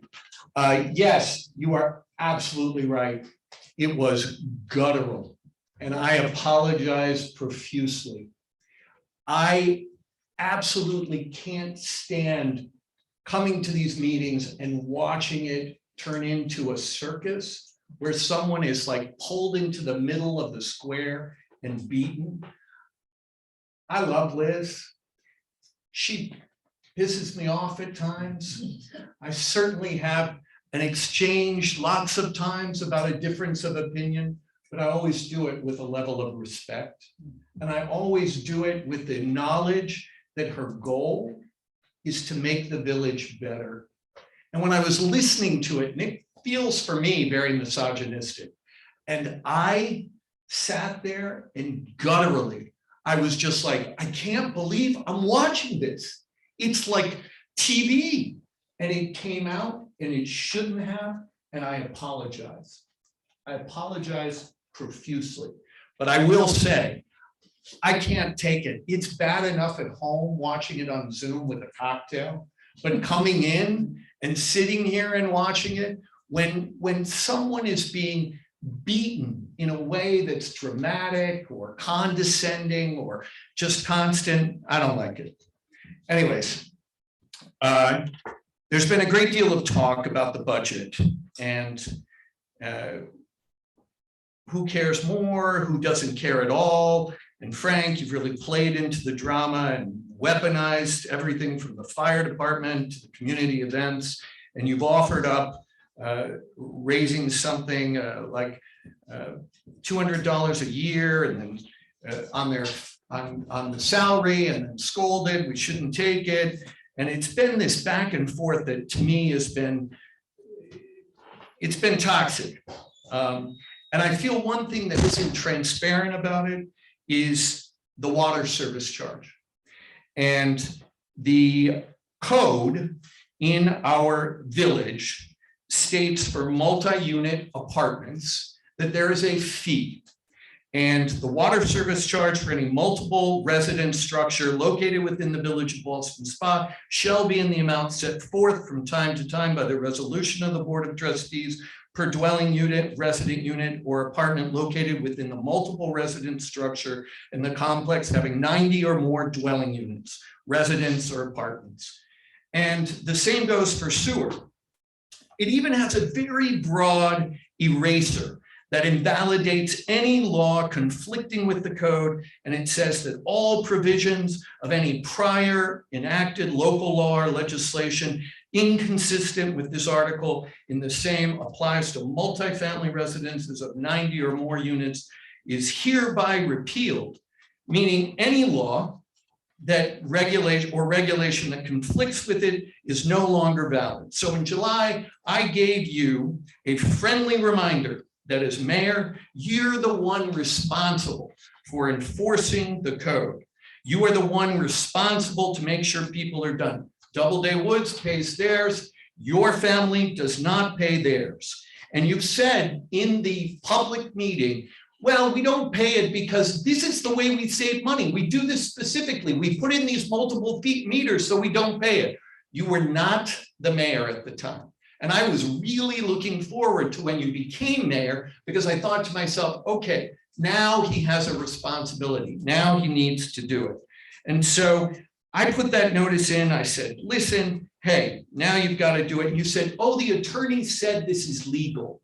Well, I can't find Carla saying anything about it being legal anywhere. I'd love to see a written response saying that that is legal, that that is something that is within our code. I would love to see it from the village attorney because I've given it to 3 other attorneys who said to me they can't seem to find that that would be legal unless there's a back deal of some kind that was made. And I can't find that. I FOIL requested those as well. I believe it's not proper. I feel that it's hypocritical to talk about the budget and talk about how much money we should give here or give there when if that money had been paid during that decade, it would pay for everything at the fire department. It probably would pay everything at the arts. It would pay for all of it. So to be able to just stand behind it, now that you're mayor, you really need to address it. So thank you. Next up. Why am I not surprised?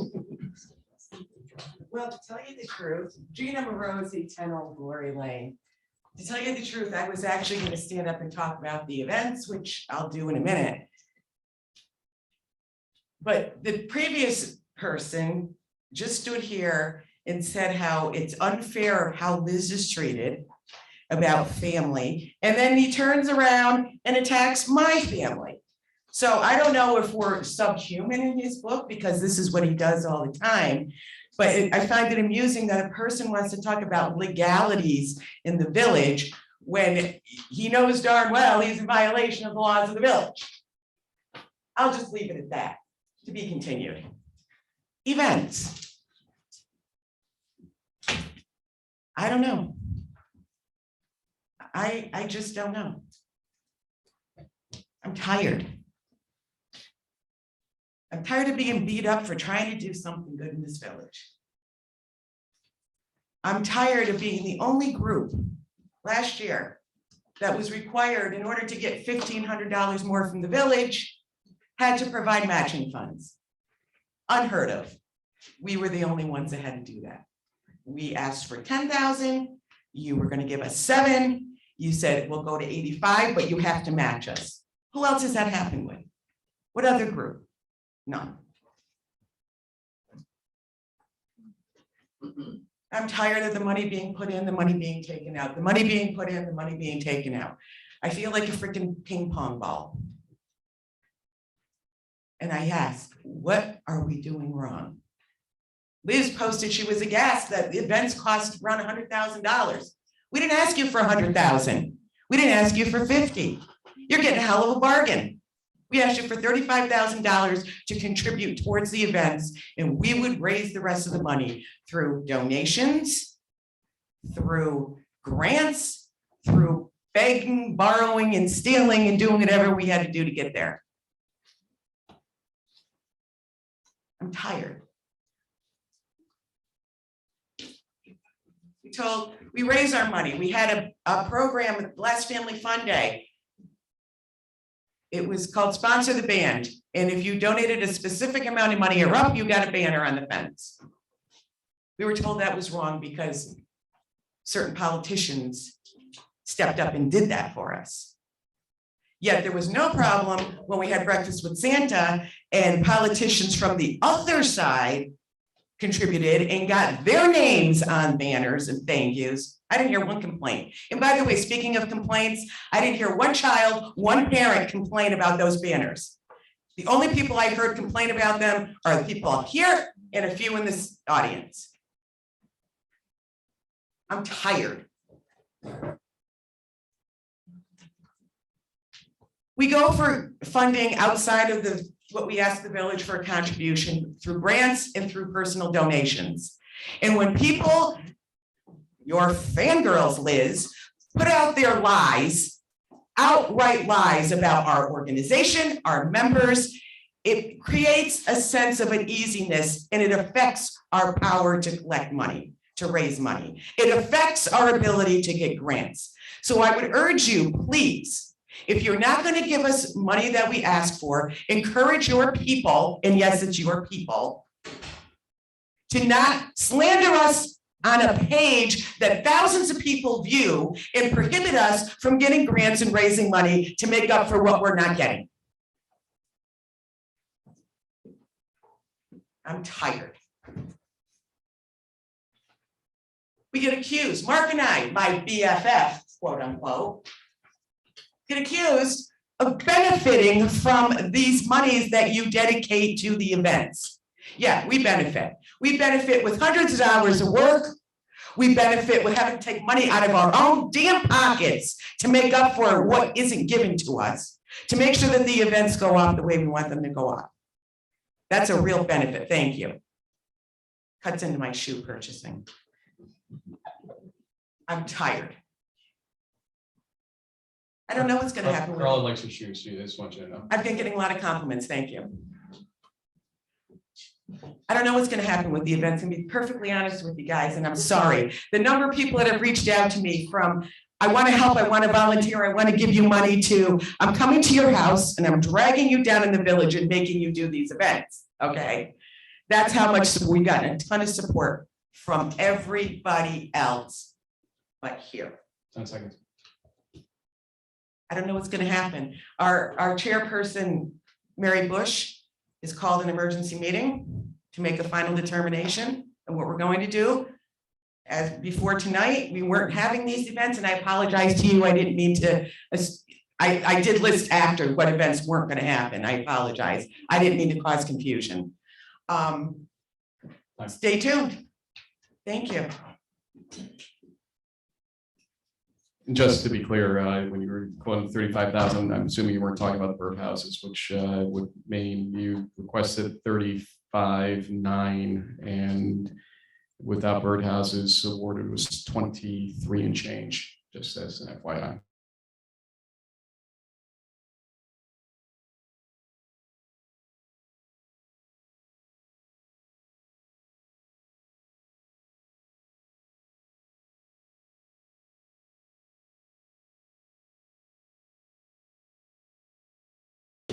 Not where I want to be. Why is that? I don't like speaking. I like just working. If Benny put you up to this. Ed Voorhees, 84 Division Street. Go ahead. I have a solution for Woods Hollow debate. With the help of the village residents to form a new nonprofit group called Friends of Woods Hollow. I have already found friends and volunteers willing to join together to help maintain Woods Hollow. All this at no cost to the village or town of Milton taxpayers. Additionally, I will personally volunteer with the maintenance and care of the nature preserve. If there is some reason, like liability or some other reason, that the village cannot allow volunteers to help maintain maintenance like mowing, then hire me as a temp or part-time worker for $1 a week or $1 a year, whatever makes it legal. I have talked with Saratoga Land Management Corporation, LUMAC, multiple times and have no concerns that the forest management is the right decision for Woods Hollow. As LUMAC says, in this case, it is a thinning of the forest, not clearing of the land, of the property. It will only take a few years for the park to look better and be better than it is now. We need to listen to the experts, LUMAC in this case. The town of Milton would like another park within the town, it could look for other properties to purchase. That way, we all win. All the people I have talked to and met with at the preserve in the last 2 to 3 weeks have said they do not want any changes in the preserve, no structures, no pavilions, keep it the way it is, with a little more maintenance, which has lacked for a long time. Please listen to the people that use the preserve. Thank you. Thank you, Ed. Next up. We do this. I'm going to go to somebody on 1 second, Christine, because we lost our list on Zoom. I have it still intact. Let me see if I can affect it at least, and then we'll see from there where we go with it. Okay, and that's what I'm seeing too. Ray, let me do this thing before I lose him. A lot of times. Go ahead, Ray. Yeah, thank you, Frank. The feed has been going in and out all evening, so just so you know. A few things I want to talk about. In case anybody didn't hear, we had an earthquake in the area again this week. That earthquake was minor, and I'm sure a bunch of people felt the rumblings. And I guess I have the question going to Carla. Hello, Carla. You were researching something about whether or not the trustees and the mayor should have the courses from the federal government. And you're researching something. I got that much. You were researching something to do with whether or not the trustees and the mayor and the village officials should have their courses through the federal government for emergency management. And I'm just curious whether or not that was a fact, because I know I think I've brought it up at least once or twice in the last 3 years. So no, I guess you can't answer. Second thing I had was in the sidewalks. You folks were talking about sidewalks earlier. If I want to bring forward a sidewalk violation, much like the fire chief did, how do I go about doing that? Could he text it in? I texted him. I think He he's knows trying that to he ask cut about off. emergency management. Yeah, I know, yeah. Well, that was the first part. Did you guys lose me again? We did. Go ahead now. I think you're Okay. better. All right, the second thing I asked, you guys were talking about sidewalks. And I'm just curious how a citizen would report a sidewalk violation, much as the fire chief did, because I saw that got a lot of reaction real quick. If that could be somehow gotten to the public, then we could hold people accountable for getting their sidewalks fixed. Third thing I had was the curfew. About a year ago or so, Sean was very concerned with the curfew for people, young people in the village. And he was going to follow up with the police department to find out what the violations were or whatever it was. Have not heard a report since. And I'd like to see that maybe at the next meeting. With summer coming up, I think it would be very apropos. And lastly, at the budget meetings, are you still hearing me? Yeah. Okay. At the budget meetings, it was brought up about the raises for the village board. I'm 100% for the raises for the village board members.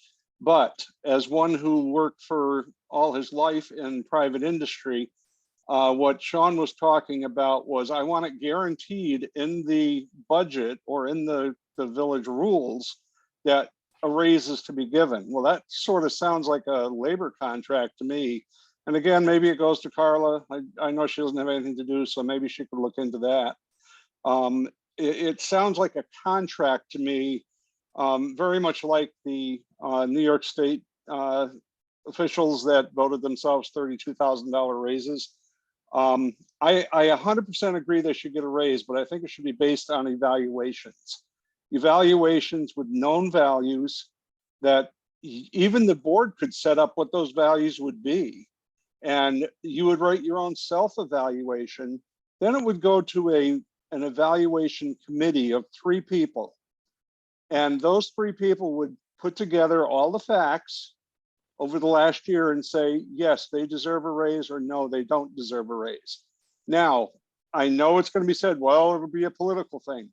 The people that would be on this committee could not have any sort of political affiliation and could not have had political affiliation for 5 years previous to their appointment to that committee. That way, there's no political involvement whatsoever. And I just thought it might be an idea. Come up with your own, but you know, I worked in private industry. I never got a raise guaranteed to me. I always had to earn the raise, and I was evaluated by the people that I reported to, which in you guys' case is the residents of the village. Thank you. Have a great night. Thank you, Ray.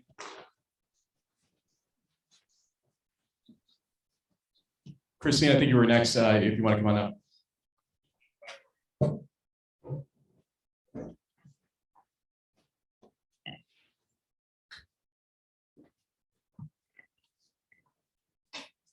Christine Fitzpatrick, 31 Chapman Street.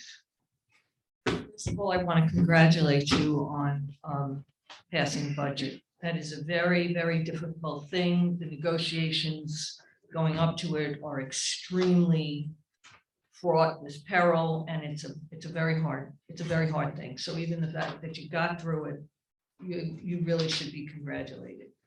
I have a couple of questions, but I don't need an answer to them now. I should have sent this via email before this meeting. I was just wondering a couple of things.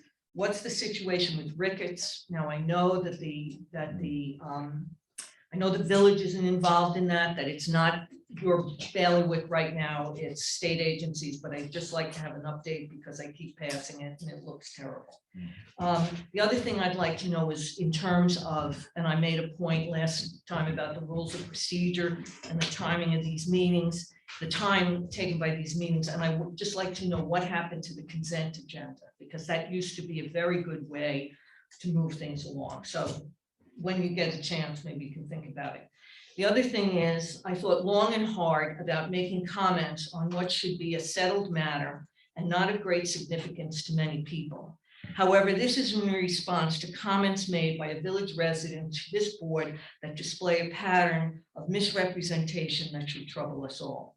At the last village meeting on April 10th, between hours 2.56 and 3.08, Mark Bleck stated that I am a hypocrite for asking, along with others, for civility at meetings. He stated that we would have sufficient funds for the arts if I had signed and allowed an application to go forward to the Mellon Foundation last March for an arts grant. He stated that last March, when he brought the application to me, she put her hand in my face and refused to talk about or sign the application. He went on to say that Liz and I last year in 2022 made the decision to sell the birdhouses and give the proceeds to the library without asking him, quote, and the sale of those birdhouses would have funded or helped to fund this year's birdhouse project. Some facts. If you go to the recording of my last meeting as mayor on May 28th, 22, between hours 2.24 and 2.33, you can hear me and Attorney Buechner's response to Mark's initial accusation about this Mellon grant. One of the differences is that at that time, Mark accused me of having a meltdown. Rather than putting my hand in his face when he insisted I sign the application for this grant, I did neither. If you listen to the recording of Mark during that March 28th meeting, he himself says that the application was brought to me last minute. Quote, I waited. I was not willing to work with this government. I was treated badly. I don't trust them. You can then listen to my explanation on this issue, that I did in fact cancel a meeting with Mark that I thought was on a different subject, that he showed up anyway on March 18th, 2022 with the Mellon application and insisted that I sign it. Then in fact, I did not have the authority to sign this application without it being seen and approved by the board in advance. That Mark then went to Supervisor Ostrander, who said he would sign the app to get him to sign the application and encouraged me to do so. However, neither of us, Supervisor Ostrander nor I did sign, neither of us had the authority to do so without prior approval of our respective boards. Attorney Buechner confirmed that I followed the law in this matter and points out that the application for the Mellon Foundation grant was released on January 12th, 2022. The failure, therefore, was Mark's in not bringing the application to the Village Board of Trustees so that we could act on it in a timely manner. As to the sale of birdhouses, the last time I was involved in this sale, was on October of 2022 as trustee with responsibility for the library. The sale of birdhouses that year occurred on October 20th, 2021, and the library received $1,080 from their sale. Larry Woolbright was mayor at that time. He did not leave office until October 29th, 2021. So if anybody should have declared the birdhouses as surplus before that sale, it would have been Larry being told, and of course with the village board. I do remember being told that the birdhouses had been sold for the benefit of the library in the past. I also remember having a conversation with Mark wherein he chided me for not bringing enough for not charging enough for the large birdhouses, and we increased the price. So he did have some input. After the sale and Larry's resignation, when I was either sorry.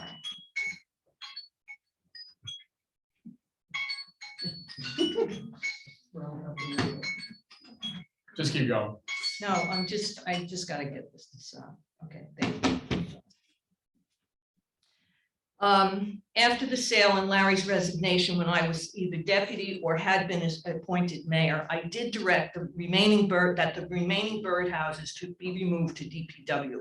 I am told that some of them are still on DPW premises. Christine, can you wrap? The sale in 2021 went on for a couple of days, and we dedicated one day to people who made the birdhouses to allow them to come back and buy them.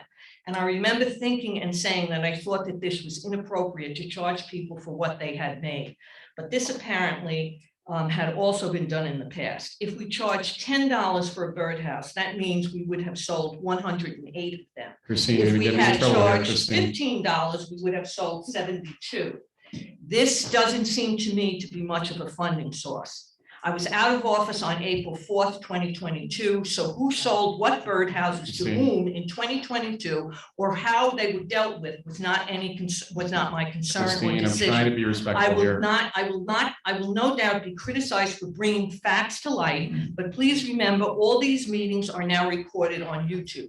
Now, this is my opinion. Mark Black has talent and does good work, but he also misrepresents people. Certainly some of his inability to get what he thinks he needs and deserves from 2 past administrations has something to do with his own behavior and how he approaches things. Just a thought. I am submitting Christine, a copy of this statement for please. attachment to the final approved minutes of this meeting. Thank you.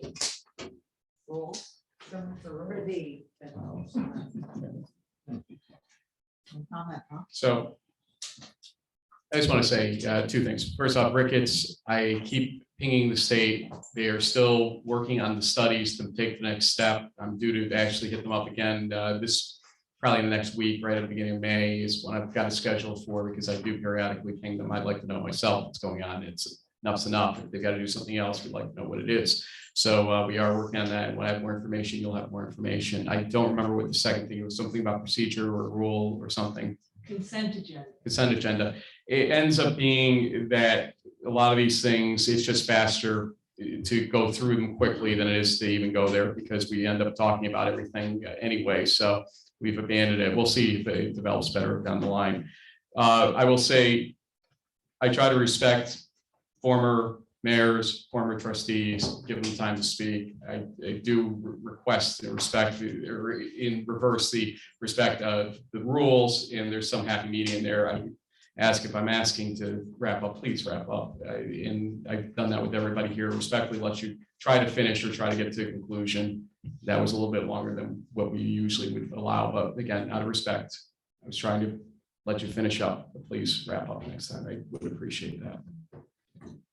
Who else? Chief.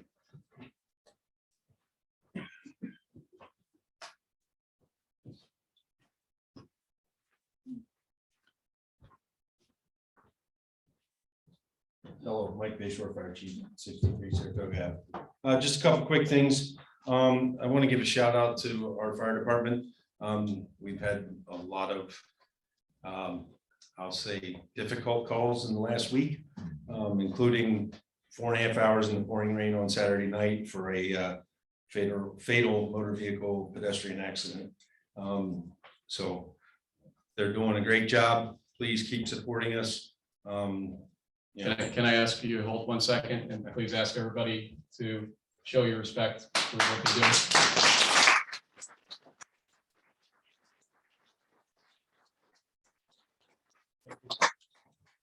Thank you. The other thing I want to bring up, just to make everyone aware, there is still a statewide DEC mandated burn ban through May 14th. That includes no open burning. We had a fire on Friday night, I believe it was, due to someone improperly putting out a little campfire they had in their backyard. It wasn't in the village. But as for village residents, there is no open burning at all without mine or code enforcement's permission. And I have not given anyone permission. So you cannot open burn in the village. Like fire pits and chimeneas, I think was the 2 things I was asked about. Could you elaborate? I don't know if you even know what the second one is. You probably do, but I was trying to look up that one myself. Go ahead. Chimney, well, the laws, you can cook in the village. Yes. You can cook in a grill or whatever. You can have like a chimney type thing. It has to be enclosed, covered, prevents sparks from going out. You cannot have an open fire, like a round pit, not allowed. And if we get called to it because your neighbors don't like it, or you catch your yard on fire, you can be fined. We don't generally do that. We'll give you a warning, but if we come out again, the police will be called or DEC will be called and you will be fined.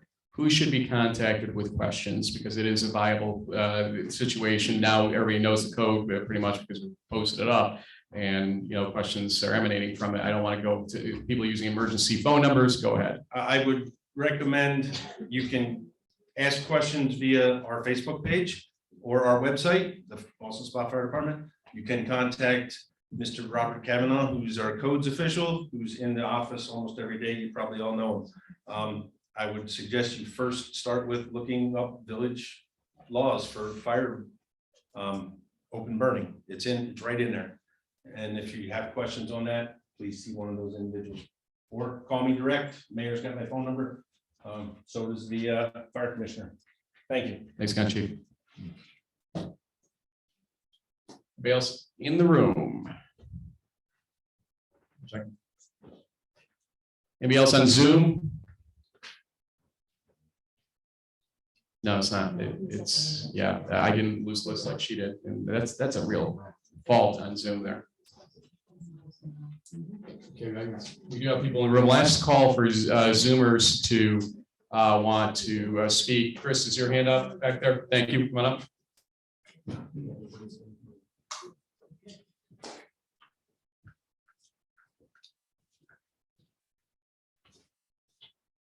Chris Buke, 6 Kaling Drive. I just want to talk about policies and procedures that was brought up a little bit earlier. The example is used was the Ballston Central School District Board of Education meeting. I just want to press caution on that. It was good to see the mayor and a trustee there as well. I'd like to see more of you attend as well and get involved, just as I encourage the board members from the school board to come here and get involved in the local village, especially with some of the accidents that have been happening that have been concerning with, again, a lot of our kids that live in the village that are walking to school or to work. I think more collaboration helps, and it's just good to be plugged into each other's meetings, seeing what's going on. With that being said, I attend a lot of meetings. I attend this meeting, I attend the Ballston School District meeting. I've attended Stillwater's, Shen's, Burn Hills, Boston Lake, Saratoga's. Sometimes you get that impression, oh, this is run great, everything's done well here. I caution going to the approach that you saw that night. Unfortunately, there was a lot you didn't see that's happened in previous meetings. Often this back and forth, sometimes addressing questions right here, believe me, that's appreciated. As opposed to you bring up a valid concern about your kids in a school and you have to wait 72 hours and you might get a response. Again, there've been a lot of issues in the school that have come up. Sometimes you may disagree with some of the stuff that was coming up. There was a wonderful young lady, I think she was 17, and she brought up a very good point at that meeting where she said there's two different sides in this room of opinion. Why don't we try to come to a compromise? Last time that was brought up to the president of the board, the school board, he made sure to write to the press where he said, unfortunately, some parents and members of our community have been promoting an out-of-date and harmful narrative. So again, I don't see that as a good representation when you're supposed to represent all your constituents, whether they agree or disagree with your particular viewpoint on any given issue. So again, I would encourage not to go too heavy with this policies and procedures. I can understand we can all observe a little bit more of a decorum, but we're also adults. We don't need to be told or outlined what we need to, how we should behave when we come to these meetings. So again, I appreciate the attendance, but sometimes there's some hot topic issues that are discussed here. And I think it's been said before, as a village of friends, because we care so much about the village, we do end up debating and disagreeing vehemently. Again, that's great. That's encouraged. I appreciate that, as opposed to getting shut down at a couple of these meetings. I've seen some schools where, yes, we have a 5-minute public comment, but sometimes there's a former mayor that might be really upset and given that little bit of leeway so they can get to their end point. I've seen Burn Hills, Boston Lake, they stopped the timer altogether and gave a parent 12 minutes because this was their kids. Well, this is our village. This is what concerns us. Give us that little bit of time. I mean, you took us down from 6 minutes to 5 minutes, and then we can't even have public comment anymore on amendments that come up. So again, don't try to police it even further with all these, again, the public keeps getting blamed for how some of these meetings get out of control. But again, I think everybody in this room is responsible or culpable to a certain point. So again, just with that being brought up, again, I see no harm in reading, the 5-minute timeline or state where you reside and your name. But again, I've seen so much come down in public comment and our community participation and voicing our opinions and our concerns. leave it alone. Don't touch it any further. Again, we can agree to disagree, but healthy debate is again appreciated. And that's why you have such great participation here. You saw a lot of people at that last school board meeting, but usually it's 4 or 5 parents. And again, last year, I happened to see what happened when 75 parents did show up with 15 great speakers. 2 kids witnessed it, 2 seniors. Nothing was addressed. Nothing was addressed. The board couldn't even care to give us a response. And what happened? The kids showed up in force, 80 to 90 of them the following day, and they shut down the library and shut down part of the school so they could get their voices heard because they felt their parents' voices were not being heard. So again, there's some value to listening to the public, responding to the public, and again, letting us, if we go a little bit over 5 minutes, these meetings sometimes go to 1 in the morning, and the people who speak the most sit up here, not back here in the audience. That's my point. Thank you. Thank you. And I do want to say, Tom McKay's daughter, who's the senior that you were talking about from that meeting, what was funny about it in a sense was Tom and she disagree on the issue, but how impressive she was with her viewpoint. And I said to Tom after, I'm like, if nothing else, walk away so proud of the fact that you've raised a young lady that can represent those points as well as she did in a very prickly topic like that night. So that's the kind of thing I like to walk away with when I see a meeting like that, is that kind of discussion from folks. It was, absolutely was. Anybody else in the house? Anybody, one last check? Seeing none. Let's go to motions. Oh, no, we're not. I do it every time. Board comments, questions, concerns. Go ahead, anybody. I have a few on the comments on the ADU and it not being appropriate for the R1 and the historic district. That's probably one of the places where, you know, folks own these old, large Victorians that have lots of rooms, etc. And if they're a, you know, single person or maybe just a couple, the ability to have an ADU may be the difference whether they can stay in that home or not. So that's one point. Second, on the NICOM calls. NICOM is a service that we, I think, pay for, subscribe to. They're considered to be, I think, our attorneys. One reason to call them is dollars, because when we call NICOM, they don't charge us anything and they'll give us an opinion. You know, if we call Carla, we get a bill for it. You know, if it's not within the contract. It's not a sign of disrespect. I've always, professionally and personally, I always check more than one source.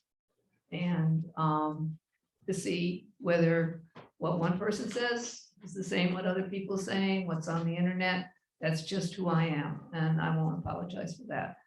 Number 3, Ms. Morosi, you on the putting political banners. I found this from the IRS. It's exempt from tax on corporations, certain trusts. 26 CFR 1.501C3-1, organizations organized and operated for religious, charitable, scientific, testing for public safety, literary or educational purposes, or for the prevention of cruelty to children and animals. That's a 501c3. So the key statement here is organizations that are exempt from income tax under section 501A of the Internal Revenue Code as organizations described in section 501c3 may not participate or intervene in, including the publishing or distributing of statements, any political campaign on behalf of or in opposition to any candidate for public office. That's the IRS.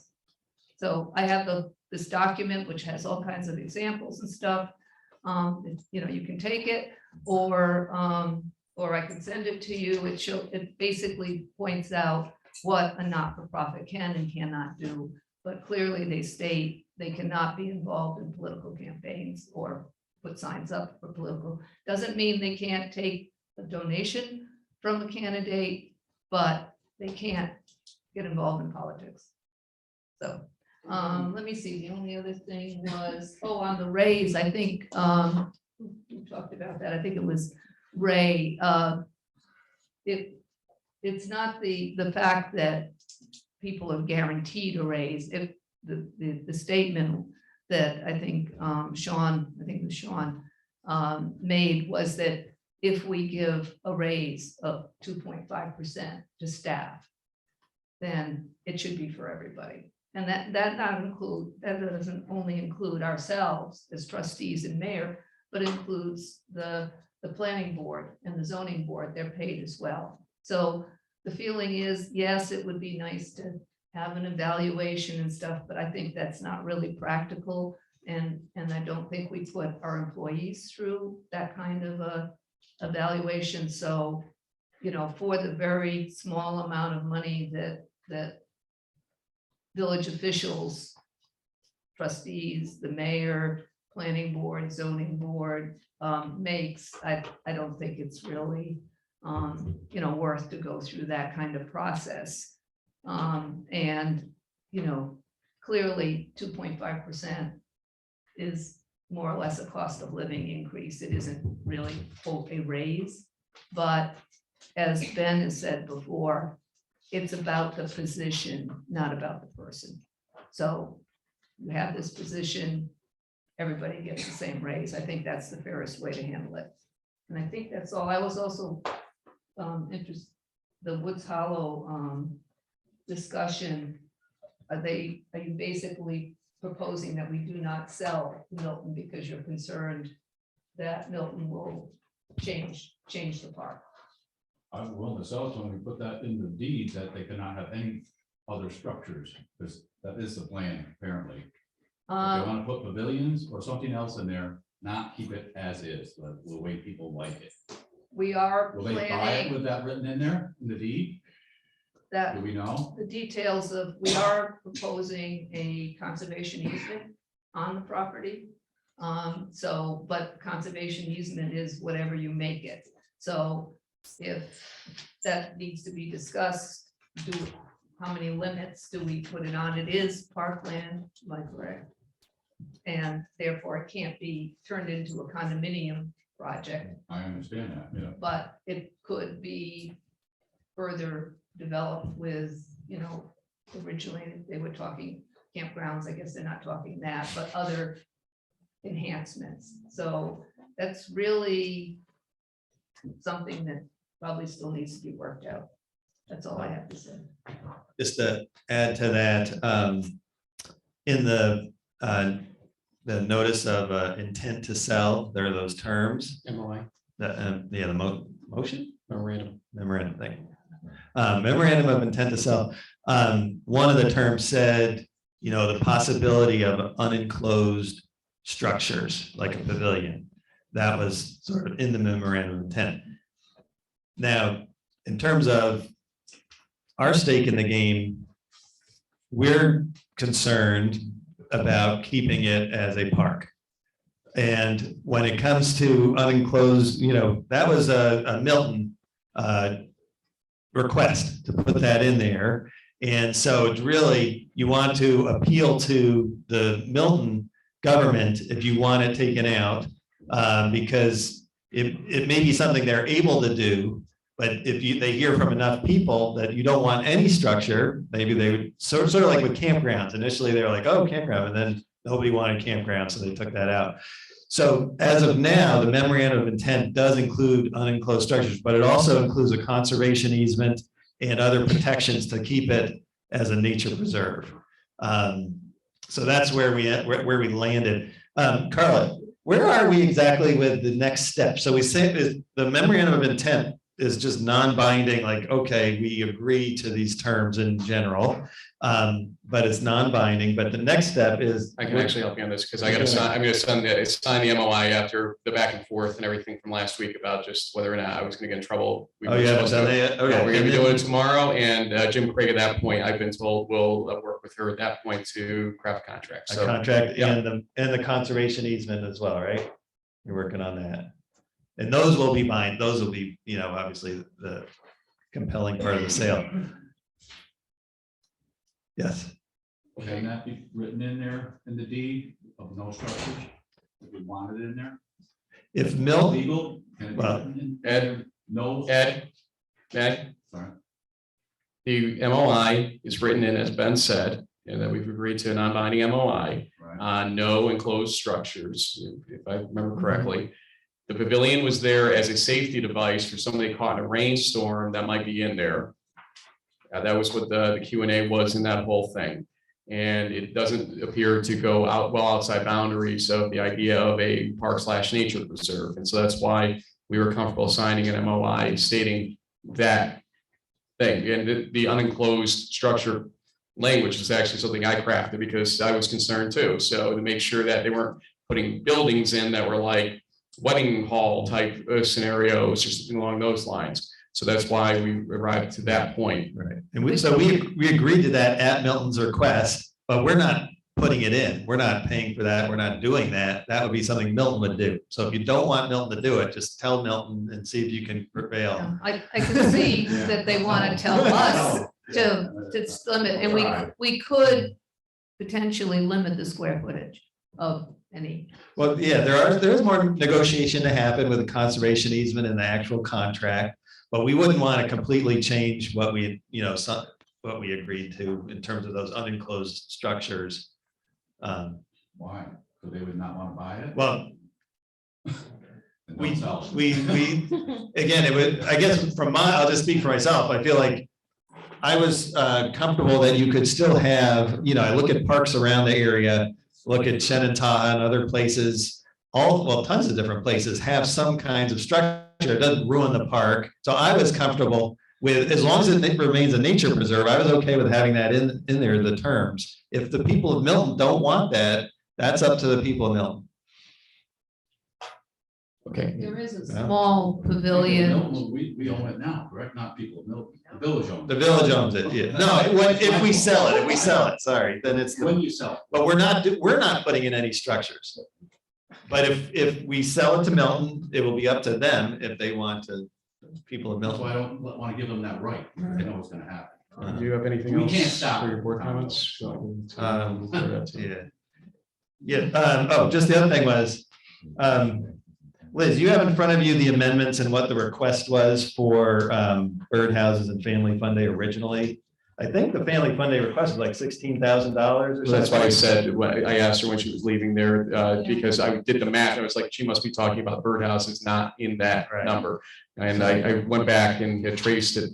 So that's what it looks like there, 53.4, but that included 17.5 from birdhouses. That's what that line is. So the request was 17.5 or 16, like what was the request? I thought it was 16. Total request for anything that had to do with mayor's task force events and or birdhouse stuff was totaling 53.4. So if you take birdhouses out, which is what she did, that's why I was asking her, it was $35,900.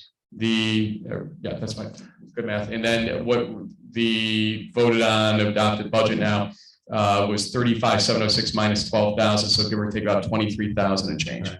So just to focus on birdhouses and family fun day for a second, I think the request was 16,000. Do you have it in front of you? 16.7 Right, for so- family fun. Right, so family fun is $16,700, which is double just about what we gave last year for a successful event. Right, and that's what I dumped any money I was getting back into celebrations into ultimately this week. So, yeah, so my point being is the request was 16,000 something dollars and the award for the budget allocation is $15,041. That's a lot of money and that's a big increase. And I would anticipate that a group that is planning that day would come up here and say, thank you, village, for giving us $15,000, twice what we had last year almost. But apparently we can never win, no matter how close we get to what you asked for, it will be harangued regardless. So, but I want to point out that we are about $1,000 shy of the exactly what you asked for, which is very close and a huge increase from past years. Same with the birdhouses, which I think the request is like 12,000 or something. 17.5 in total. for. Not just for the birdhouse, there's like Birdhouses, banners, birdhouse other festival. things, yeah. The birdhouse, I think, was 12,000, and we're giving you $11,965. So we're basically giving you what you asked for birdhouses. That's not true, Ben. They asked for 17.5 total, you gave them 12,000. Not for, I no, changed that. there's like a festival and there's other Correct. things. It's part But of the it. birdhouse piece itself, I think was like 10,000 or something. So $12,000 for birdhouses, in my opinion, is more than I would want to give for birdhouses, but that's called compromise. And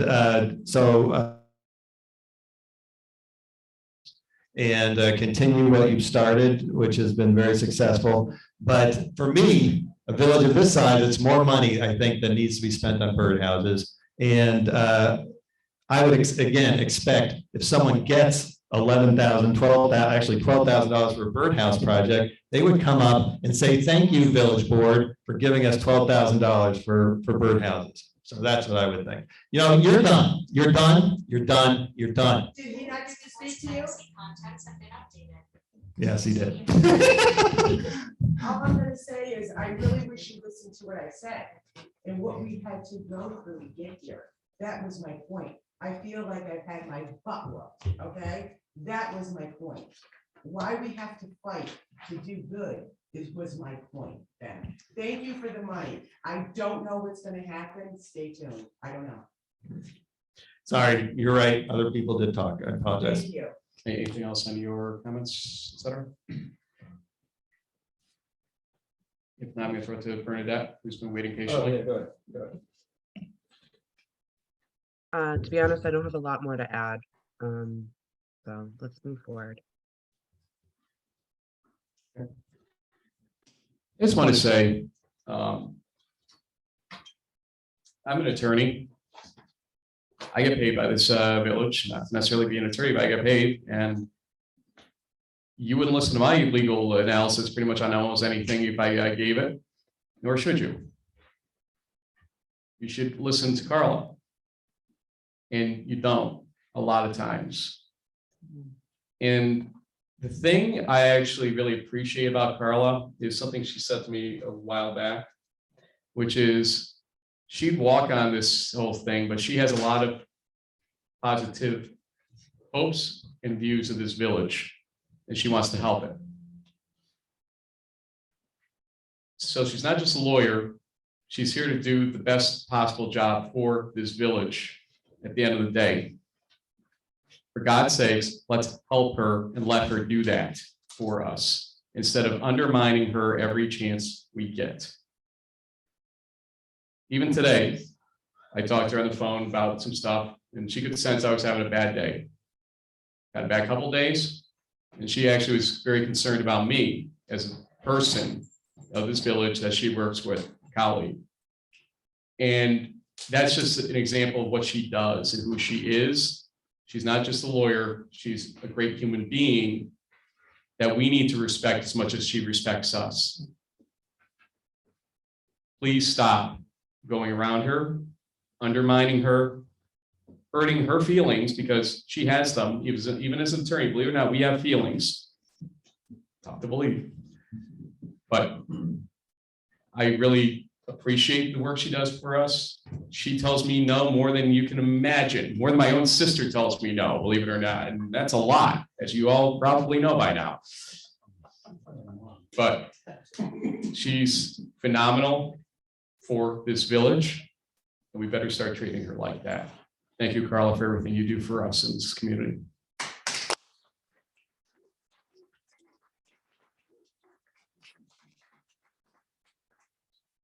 I get a motion that the attached budget transfers be approved. I'll make this one. Foremost, you gotta help us here. So, besides me, I usually try not to jump into these. Basket, discussion. All in favor? Aye. Opposed? Motion carries. Can I get a motion that Eagle Mountain Lead Fire Company number 1 be authorized to expend the amount of $3,719.58 for truck repairs? I'll make the motion. Baskin. Second. Cormos, discussion.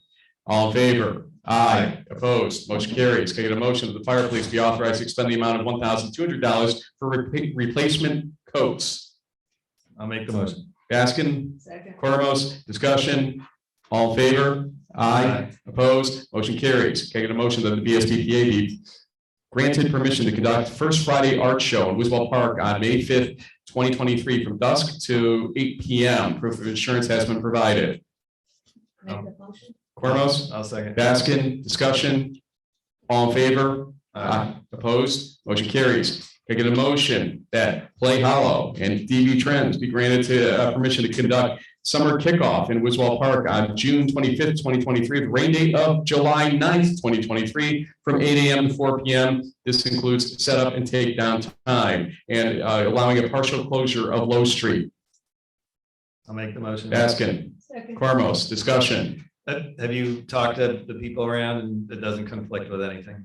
We only want to go from the edge of the park, so it wouldn't cause Front Street to close or Walnut Street and anybody out there. So it's only affecting those parking spots right there. Okay. And the date is clear from whoever else is happening, as far as you know. Okay. Upper Low Street's good with it, is set in the crowd there.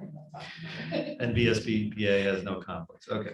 All in favor? Aye. Aye. Opposed? Motion carries. Can I get a motion that the BSBPA be authorized to conduct the annual farmers market on Saturdays from 9 a.m. to 1 p.m. and Thursdays from 3 p.m. to 6 p.m. in Wiswell Park, and to approve reserving of parking on Walnut Street for vendors only, starting 1 hour before the market begins, with the village placing the parking by permit only signs along the park on Walnut Street before the first market, and placing cones on the street to prevent others from parking there by mistake. Proof of insurance has been provided. I'll make that motion. Cormos? I'll second. Baskin, discussion. All in favor? Aye. Aye. Opposed? Motion carries. Can I get a motion that the Ballston Spa Central School District be permitted to conduct the annual Scotty Stampede 5K on May 13th, 2023, from 9:15 a.m. to 10:30 a.m. The permit will be issued upon receipt of insurance. I'll make the motion. Baskin, Second. Cormos, discussion. Just want to clarify, that's going, that mostly not in the village, but it goes down East High Street and then up Ballston Ave. That's That's correct. the part of the village that we're affecting. Okay. That's it. All in favor? Aye. Opposed? Motion carries. Can I get a motion that be granted permission to conduct the Birdhouse Festival on June 11th, 2023, rain date June 18th, 2023, from 9 a.m. to 5 p.m. This includes setup and takedown time in Wiswell Park, and to close Front Street from Milton Avenue to Bath Street and Low Street from Front Street to Walnut Street. The proof of insurance has been provided. I'll make the motion. Trustee Baskin, Second. Trustee Cormos, discussion. Yes, I have some, I was wondering on their application here why certain lines were crossed out. Is that they crossed them out, or we're not asking these questions anymore, such as will alcoholic beverages be served? Does the event require fire and EMT? Does the event require DPW? Which I assume, I mean, this form has crossed out things. And then my second concern is that I understand that there's going to be some sort of structure put in Wiswell Park as part of this birdhouse celebration. And I don't think we've even seen what that structure is. And my concern is basically that a child may, climb on it, whatever, and does their insurance cover if let's say a child climbed on it and fell and was hurt? And also I've heard, but again, it hasn't been presented to us, that this structure is going to remain up all summer. And I'm really concerned about the liability on what is this structure made of? Is it secure, etc.? Mark, you want to come up? I'll just go from there. Well, I want people to hear it, so come on up. Thanks.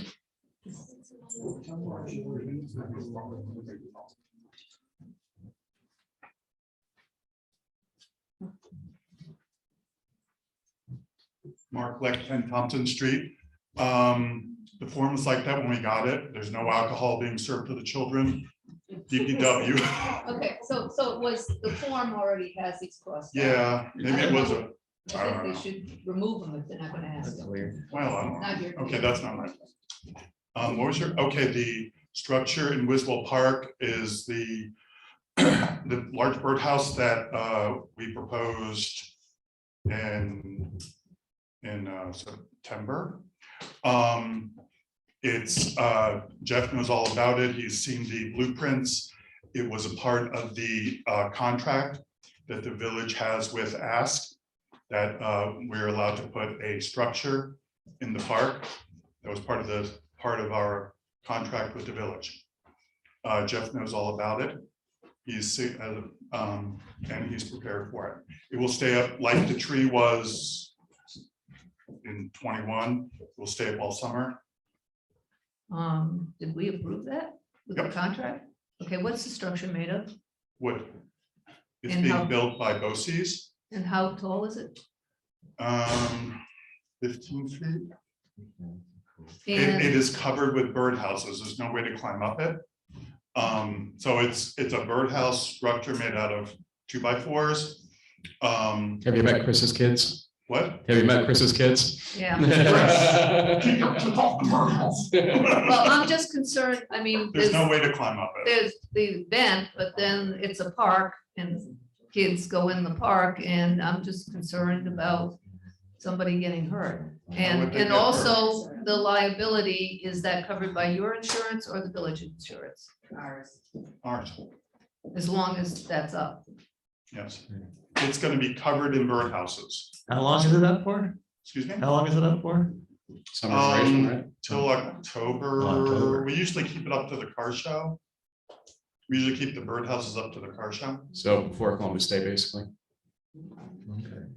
So I had a question for Carla about the insurance form. First of all, I want to thank you. I appreciate seeing that you contacted the different businesses and they support it. And so that is a great thing that you did They there. support the festival, but they Right, right. support the program. And they're aware of it and they Yeah. support it. So that's great. And also that you got insurance. So that's excellent. Well, we've had it. You've had it, okay. Yeah. Good. But I was wondering that part of the form is filled out differently. We had like 3 different certificates of insurance for different purposes, like the SBPA and with DB Hollow, and they're all filled out a little differently for the structure. So in the bottom of the form, there's not as much detail in terms of the dates and what's involved. And so the question is, should that be on that certificate of insurance in terms of the other forms have dates and things like that and talk about additional insured. Is there anything else needed on the form to be the additional insured for that? I've not seen the form, so I can't answer that Oh, question. okay. I sent it to you earlier today, but I, yeah, you're busy. Okay. So that was my question. It's not like it can't be fixed if there's something missing on the form, but that was a question I had. Okay. Okay. Discussion over? Is there any other questions? Anything else that's happening that's staying up besides that structure that we should know about? Or anything? Well, we have birdhouses. Right, that's all over the. Banners, if we get the funding. And the BSP spa letters. Are they staying up just during the event or? No, leave them up. For how long? Probably put the garland around the gazebo again. And how long do Dress up the banners place. stay up? Till the birdhouses come down. The How long is banners that? on- Till October. They never come down. No, we changed them out. No, till October, you know, when the birdhouses Okay. come down, Christmas banners go up if we had money and, you know, they get worn out. Oh, when you say banners, you mean sponsorship banners? No, street banners. Oh, street, oh, okay. There's one thing, and I know it's too late because we already did the contract, but something for next year. One thing I think Christine mentioned, the idea that a child, picks up these birdhouses and paints it. And then, wants to have their birdhouse to maybe put in their yard for, attract bluebirds and stuff like that, that we charge for that and. No, you don't charge for that. We charge for that. No, you charge for it. That's what I mean. They don't pay for the birdhouse. It's not their birdhouse. They Well- participate in the, Liz. No, really, it does make me uncomfortable because there's been a lot of talk about children who don't have a lot of, their parents don't have a lot of income. And I just remember when my kids were in school, and I assume this exists in the school today, you know, when you work on a project, you bring the project home, you can have it. Now, I know you said in the past that not everybody wants their birdhouse back, but I really think that you should allow particularly Well, children to then we- keep their birdhouse after, what, you then know. we have to find more funding sources. Well, We're very limited. then that's the, I just think Hey, that. four trustee raises is $400, that's 40 birdhouses, right? Frank, 40 birdhouses? Frank, will you please not interrupt? No, I just find it Well, not in the spirit of community and helping we just, families that don't have high incomes and their children Is this create. the motion that's on the, that's on the agenda right now? Not really. Well, No, anyways, you have that's, to that's do my that. request for the birdhouse project going Alright. forward. I don't think there'll be that many children who want their birdhouse, but I think if there's a child who's created a piece of art, they should be able to take it home without paying for it. Thank you. we'll take it into consideration. Thank you very much. Is there any other questions? All in favor of the motion? Aye. Opposed, motion carries. Thank you, Mark. Bye, Bernadette.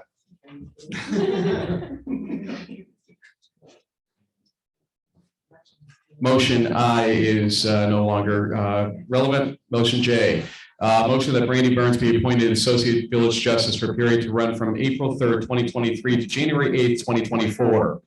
I'll make the motion. Trustee Baskin. Trustee Cormos, discussion. All in favor? Aye. Opposed? Motion carries. Can I get a motion to accept the resignation of Barbara Bartlett, Treasurer of the Village of Ballston Spa as of May 5th, 2023 with regrets? I'll make the motion. Baskin, Cormos, discussion. All in favor? Aye. Have you passed any other candidates that meet the qualifications? Currently, we're working on it.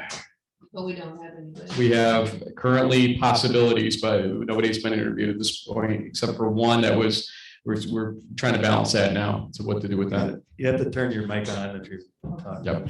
But she was asking about any of the candidates for treasurer, that was the answer. All in favor? Aye. Opposed, motion carries.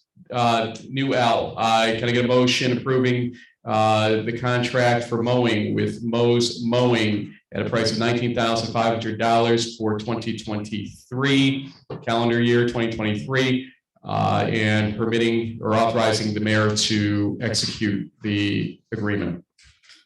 I'll make the motion. Trustee Baskin, Second, trustee Cormos, discussion. how much we paid this year? I think 18. Yeah, I think it's So it's up a bit for Yep. gasoline. I like the everything. slogan. You grow it, I mow it.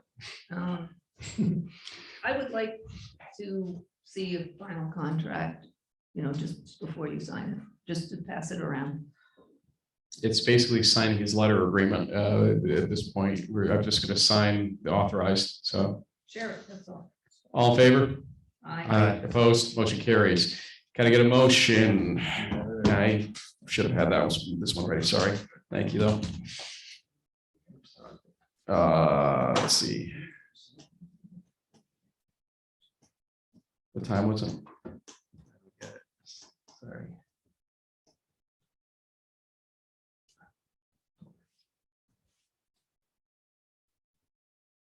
Oh, here it is. Okay, I got Go it. for it. Motion to allow the Ballston Spa Committee on the Arts to place planters in the following locations: Wiswell Park, as in past, Library, as in the past, Front Street in front of Village Hall, Front Street in front of O'Brien's, Front Street in front of the Post Office, corner of Route 50 in Washington, near Cumberland Farms, and corner of Route 67 and 50 near the bus stop Noah's Attic. That's, Make that motion? Oh, no, you make it. I'll make the motion. Yeah, a second. Correct. Baskin, then Cormos, discussion. All in favor? Aye. Opposed? Motion carries. Can I get a motion approving work to be performed by Subsurface Technologies for the rehab of well number 4A on Geyser Road for the approximate price of $40,450. The board declares this as an emergency need in this motion and authorizes the mayor to execute documents related to it. I'll make the motion. Trustee Baskin, Second. trustee Cormos, discussion. Can we? So, Hold on, I have a hand from a very important person here. I was just going to ask Carla what her opinion. I understand what you were trying to do by saying the board declares it an emergency.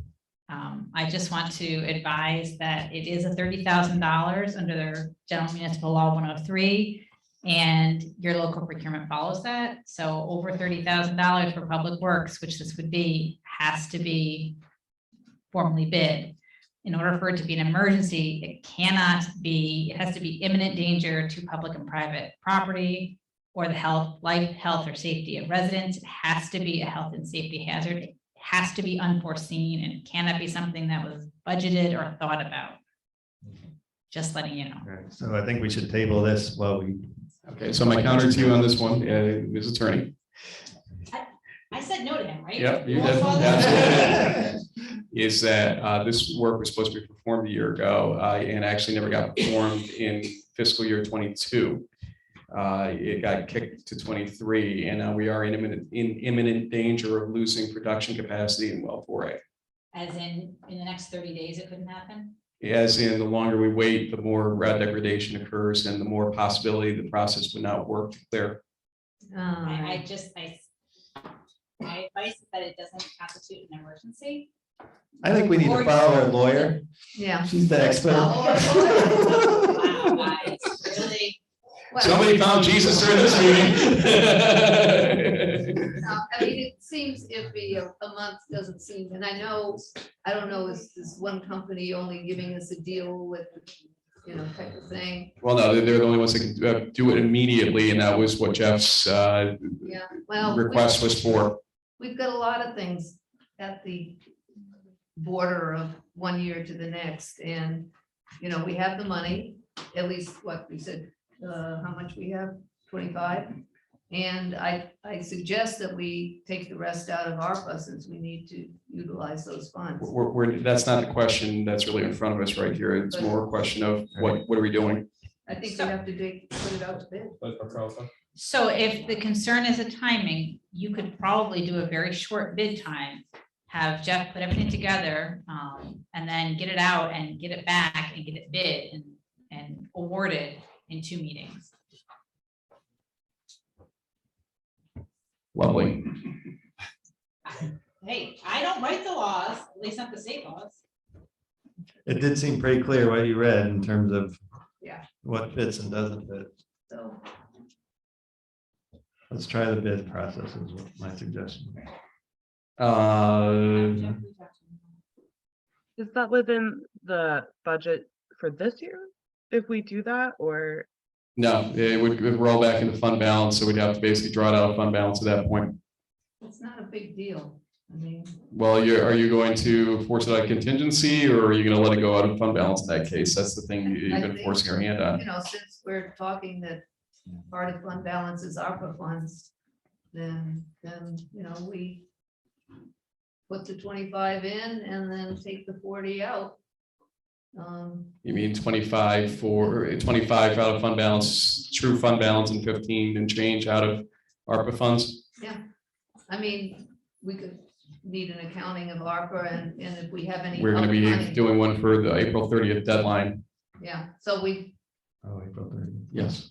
if we need to spend Tricia's the been ARPA working with us on dollars, this. this is clearly a water infrastructure related expense.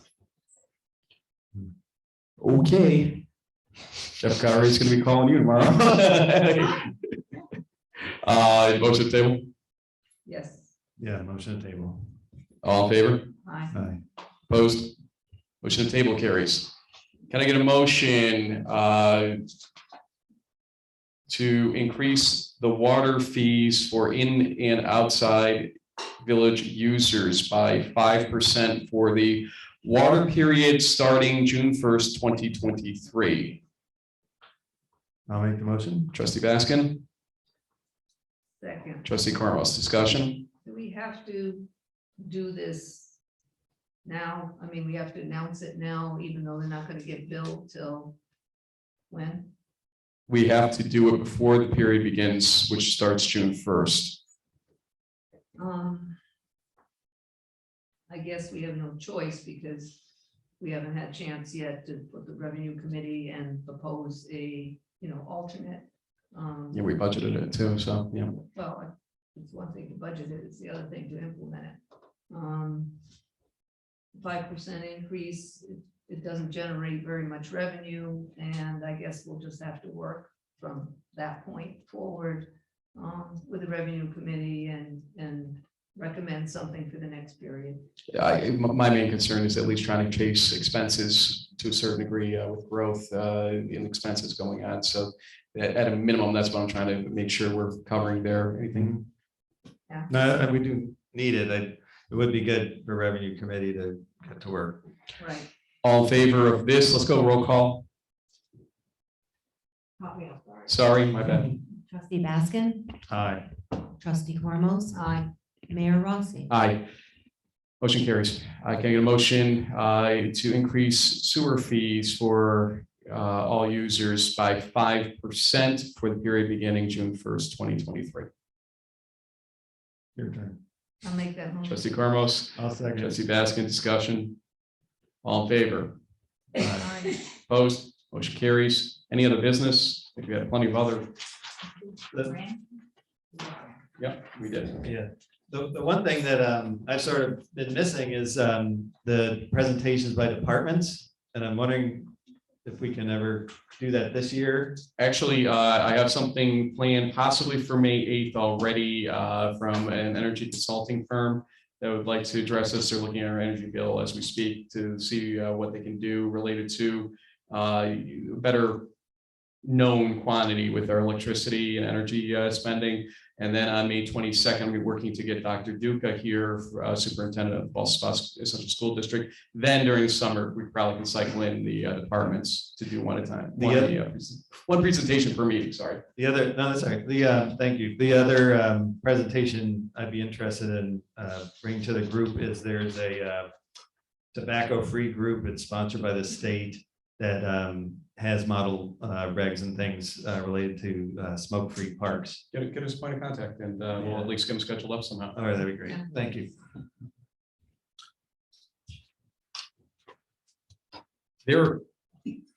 There's no other board comments, questions, and concerns. Not sure why it's there twice. My bad. There is no need for executive session. Can I get a motion that the vouchers be audited and the meeting be adjourned at 9:52 p.m. I'll make the motion. Baskin. I'll second it, for God's sakes. All in favor? Aye. Opposed? Motion carries. Good night. Good night, guys. Good night, Bernadette. Night, Bernadette. Thank you, Ben.